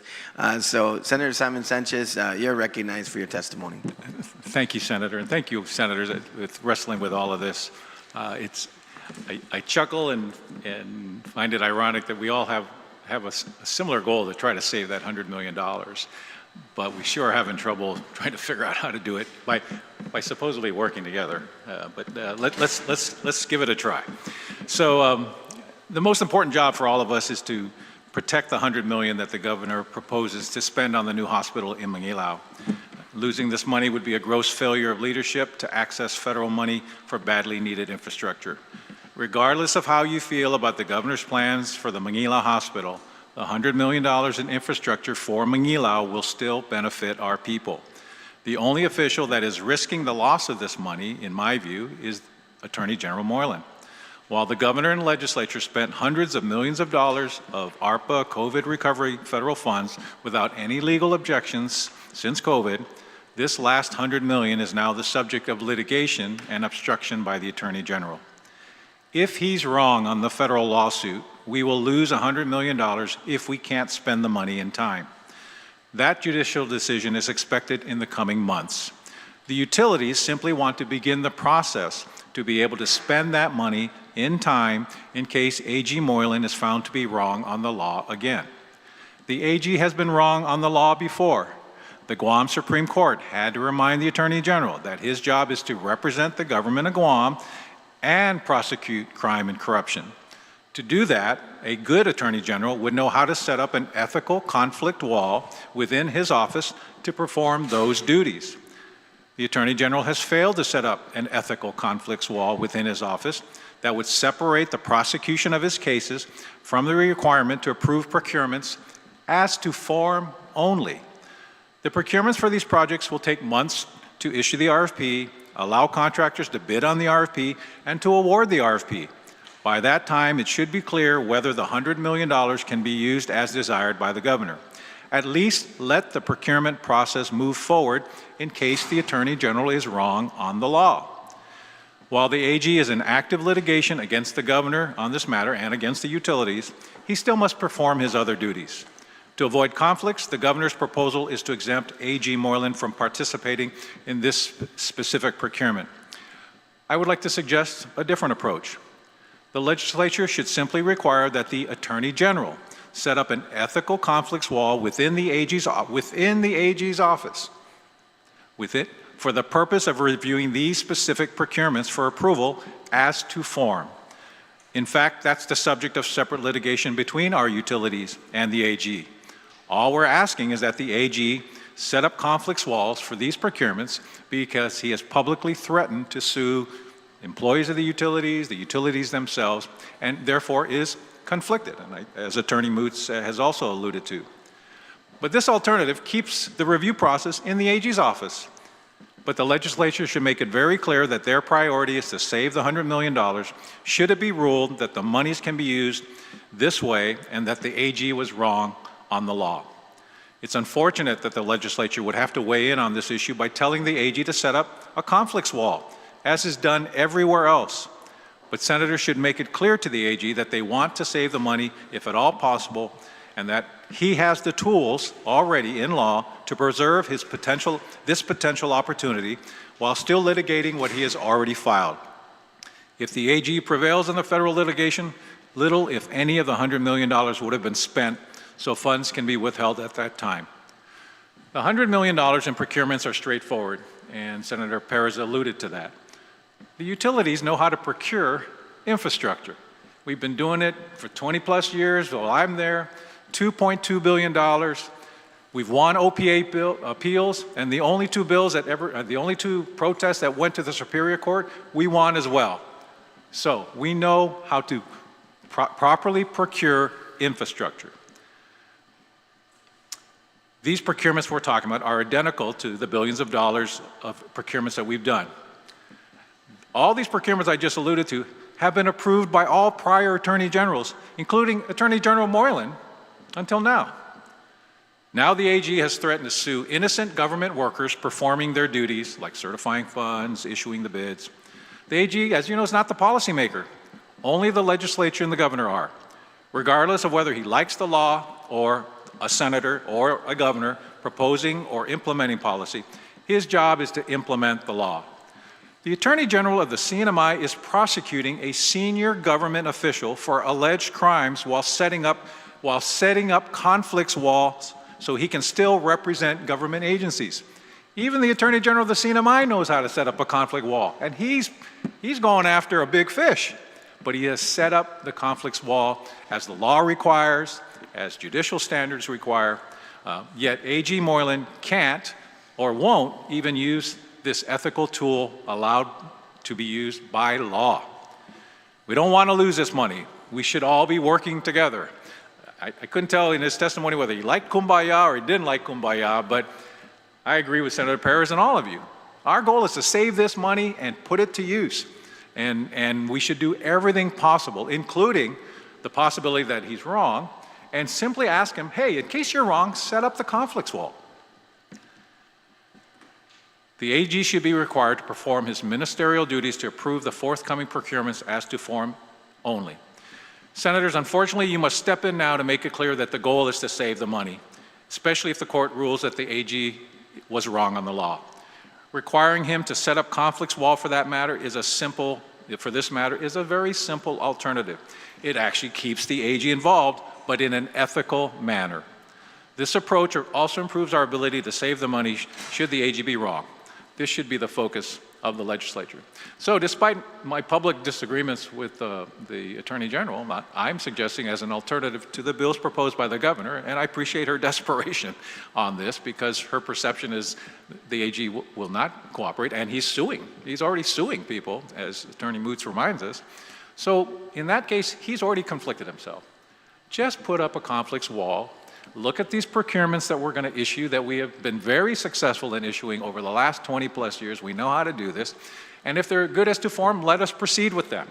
And then we'll see what the bids are, when they can be done, and then hopefully the money issue has been resolved. And if it's not resolved at that time, then we do have a legal decision to make. But to stop it now, risk that if he's wrong, it'll be too late to save the money. So let's hedge our bets. Let's think about how do we think of ways to protect our ability to save that money in case he's wrong. And if he's right, then the money won't go anywhere. But for him to stop it at the procurement level, in my view, that is absolutely wrong. And it risks losing that money in case we find out 8 months from now, 9 months from now, 6 months from now, that he was wrong on the restriction of the governor on the federal litigation. And the governor has spent all this money without any objections. There's no one in the federal government that says she can't spend it on the hospital. The only person saying that is the Attorney General. He's issued an opinion, but as we have learned, sometimes he is wrong on the law. And even the Supreme Court has reminded him that he can be wrong on the law. So I'm asking you to consider this alternative. Leave it with the AGs, just make him put up a conflicts wall, and let us proceed with the process that's been set by law for decades, and let's see how it plays out. But, so if you don't want to give it to the governor, then make the AG do his job. He can still prosecute crime and corruption. He can still even prosecute his clients for corruption, but he has to set up a conflicts wall. For this procurement, he has to set up a conflicts wall because he's threatened to sue the utilities and its employees. So he's conflicted, as has been pointed out. So just set up the conflicts wall. There's attorneys in the AG's office. They'll look at this procurement. They've seen it before. And you're talking to the two agencies that know exactly how to procure infrastructure without any legal objections or failures in decades. So you set us up to do the job. Let us do our job. Tell the AG, set up the conflicts wall. As a former senator, I'm sitting there going, that actually would be the language in the bill, that the AG shall set up a conflicts wall for this purpose within 30 days. And then, of course, we pass these laws. You have to do this, but there's no penalty. So if you want to throw in a penalty, say, failure to set up the conflicts wall within 30 days shall cost him $1,000 a day until he does, if you want to be punitive. I think, in good faith, the legislature is simply asking the AG through law, through resolution, law's better, right? To require him to set up a conflicts wall within 30 days, you know, it shouldn't even take that long, but whatever you're comfortable with, but require him to do it so we can move forward in case he's wrong and we can save that money. Thank you. Just want to say, Senator, obviously, as a former senator and understanding how this process works, that would not be germane to any of the legislation before us. So that'd be a standalone bill, like you said, or a resolution. And if it was a resolution, it'd be substantive as well. Well, but you could amend this bill because right now it says give it to the governor, right? I'm saying amend the bill and say leave it with the AG, just require him to set up the conflicts wall. We'll deal with our legal counsel on that, and I'm not sure that it would be germane to the bill. Okay, so well, I think it we'll is, deal so. with it that way. Senator Fernando Esteves. Thank you, Mr. Chairman. So my name is Fernando Esteves. I'm actually testifying, providing testimony here as a former senator. So I'm signed on leave to be able to present and, you know, be much more transparent, right? Not reserved in what I say or as careful, right? Just speak to you as I think many of you are friends or colleagues in one respect or another. We have professional relationships working together on policies and different activities. I'd really like, actually, a lot of what I was going to say, I'm just echoing what, you know, former Senator Sanchez said. And we're both Republicans. If we want to talk brass tacks, that's what it is. And we're really here telling you, you know, this is a dangerous game. This is a dangerous game that we're playing here. The money is real. The money is ready to go. If we simplify, at the end of the day, if a hospital never gets built, there is over $100 million in infrastructure that will benefit the people of Guam, right? All the people with low water pressure in MANGILAO, sewer, eventually being able to go get closer to Tomorrow Land Trust property. Nobody, I struggle to find anyone that says there's something wrong with that. Versus losing the money, then we get nothing. We get nothing at all. Hospital aside, let's talk about what's being done here today, because that $100 million's not going to fund the hospital. We know that. That's clear. Having worked in many different areas, military, working in policy, and working in the executive branch, it's about a needle. The problems of Guam are way too complicated. You're never going to find, guaranteed, never. No one has a solution for everything. But as long as we keep inching the needle forward, we will find success. This whole thing, you think this was governor woke up one day and said, I want to do this? There's work, hundreds of hours put into this. The infrastructure is going to set off a chain reaction down Route 15. The $104 million also includes the environmental NEPA that satisfies NEPA. So when I come in to do the A&E, the Attorney General said it himself, only he doesn't know how to do construction. Well, how are we going to fund something if we don't know the cost? Let me tell you something. You don't get the final cost till you do A&E. Did the legislature put money for A&E? No. Did the governor have money for A&E at the time? No, because there's only enough for the infrastructure. We're doing it. The only one thinking about the vision of the future of our people, long-term prosperity, always, regardless of who's the governor, is Gura. That's what we're supposed to do. We're community planners. If the hospital never goes up, you know what you'll end up with? You'll end up with infrastructure. You'll end up with an environmental assessment. And you know, we're able to pull through. We have A&E. So you now have a federally project ready, federally compliant, NEPA compliant plan to build a hospital. Whether Senator Dueñas is the governor at the time, and we call it the Dueñas Memorial Hospital, or Senator Borja, or whoever, I don't care. I'm probably not going to be here after the end of the year. I am an unclassified employee. But all I can do is move that needle forward for the community, because you guys are never going to be able to agree on bond finances. We've been there if we don't know what the cost is going to be. We want to be able to go to the people in Guam and commit to a long-term debt, and we don't have A&E. Who's funding that? I'm the only one proposing to fund it, trying to find ways without having to use the taxpayer or the local taxpayer. I'm not putting that on you guys. Nobody's putting that on you guys. But when it comes to federal funds, here's the risk, and I appreciate you, Senator Perez, for bringing this up. We're putting this, let's talk about the resolution. We want to do a resolution to the federal government. Have you even read the Treasury guidance? Let me read for you verbatim, and I wouldn't normally do this as a deputy director because I wouldn't overstep, you know, DOA, but I'm speaking as a former senator. Restrictions on use. offset a reduction in net tax revenue. States and territories may not use this funding to directly or indirectly offset a reduction in net tax revenue resulting from a change in law, regulation, or administrative interpretation beginning on March 3rd, 2021 through the last day of the fiscal year in which the funds provided have been spent. You want to send this resolution to the president on the eve of a tax cut? A local tax cut? What the heck is going on? Do we even understand the risk? I could be wrong, sure, maybe my interpretation is wrong, but that's what I'm saying, we're playing with fire. Everyone wants to play the politics, but who's putting in the work?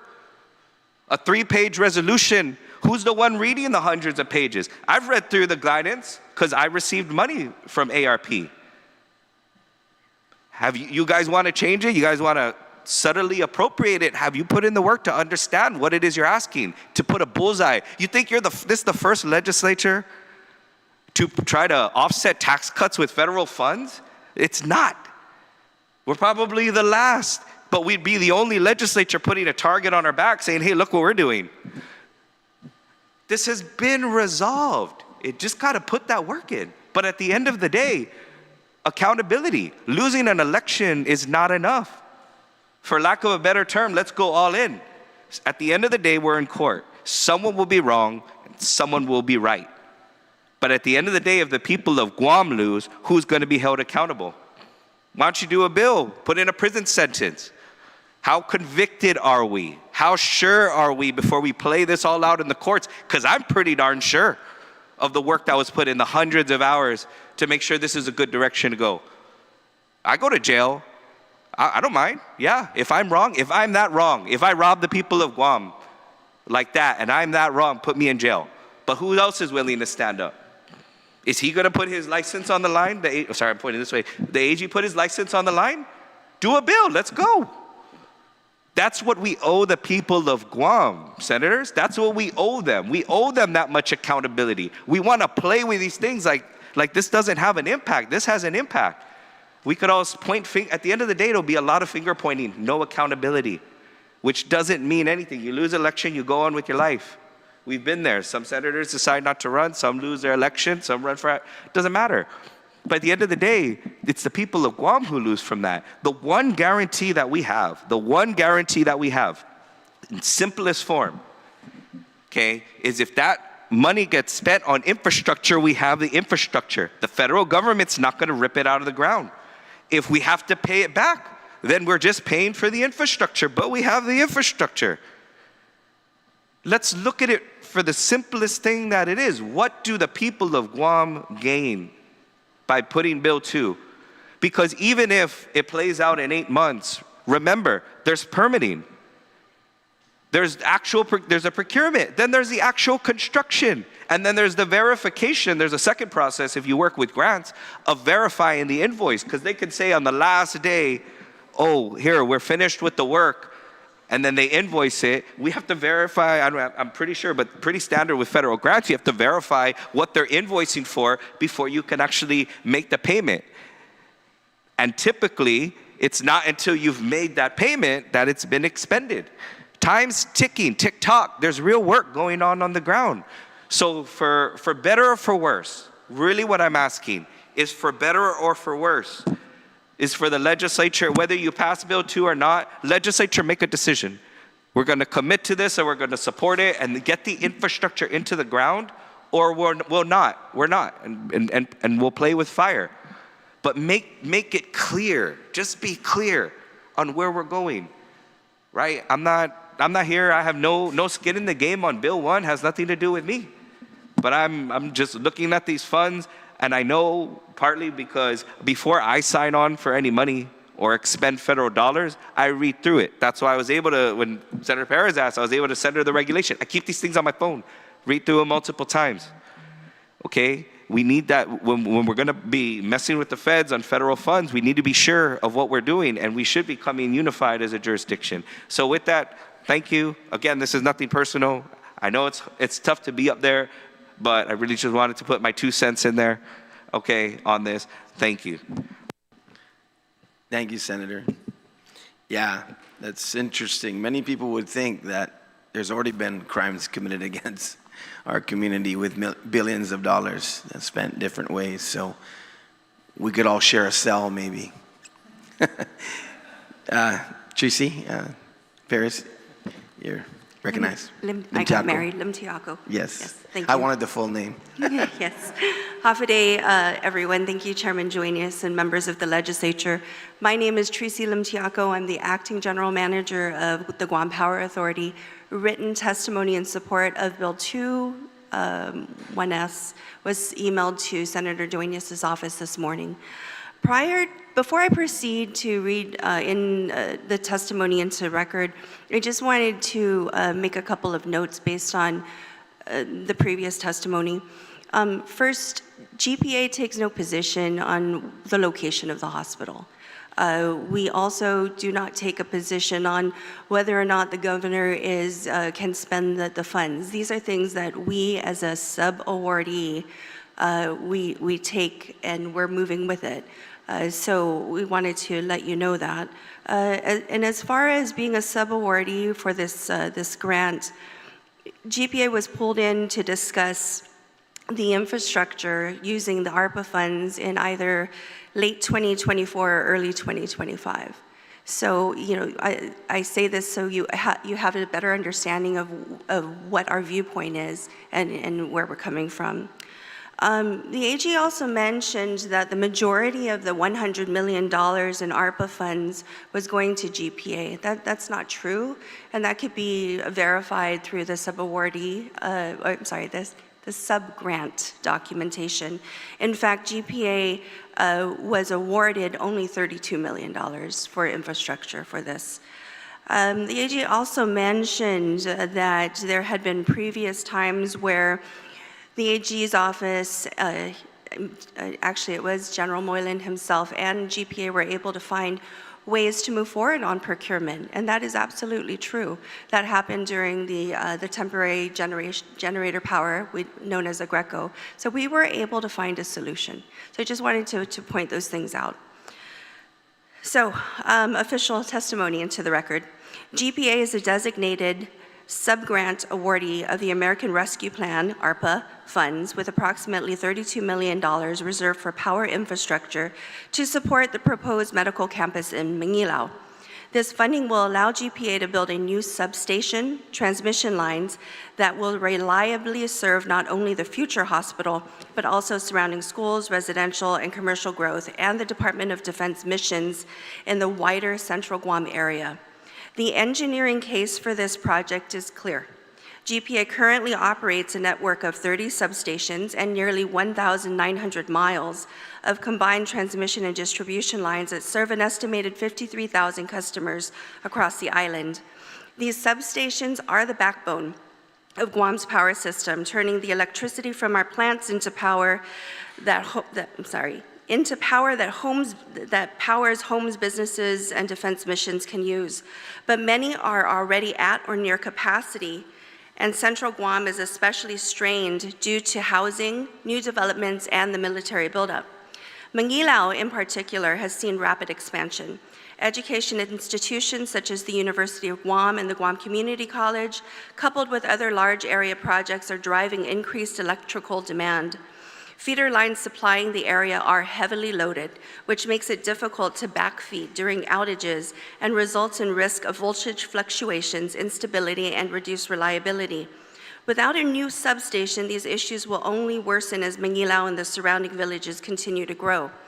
With this growth, the new substation is no longer a forward-looking investment. It is a necessity to ensure that the grid can safely, reliably, and efficiently support the island community.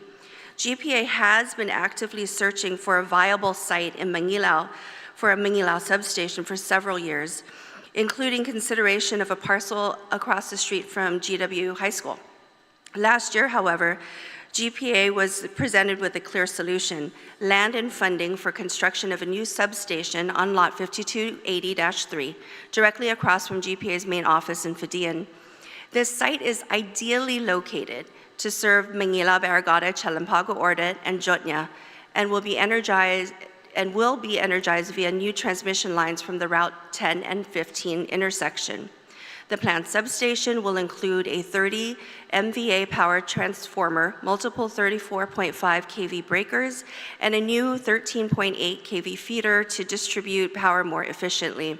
By reducing the distance between the source and the load, the substation will cut energy losses and improve voltage stability.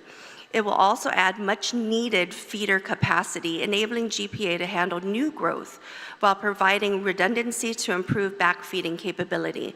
This is essential not only for routine service, but also for maintaining power to critical services during emergencies. The design of the new substation will further strengthen grid resiliency. The substation will be constructed as an indoor facility paired with underground transmission lines. These investments are critical for islands like Guam that are prone to typhoons. Overhead lines are vulnerable to strong winds and debris, such as Typhoon Mawar recently showed us.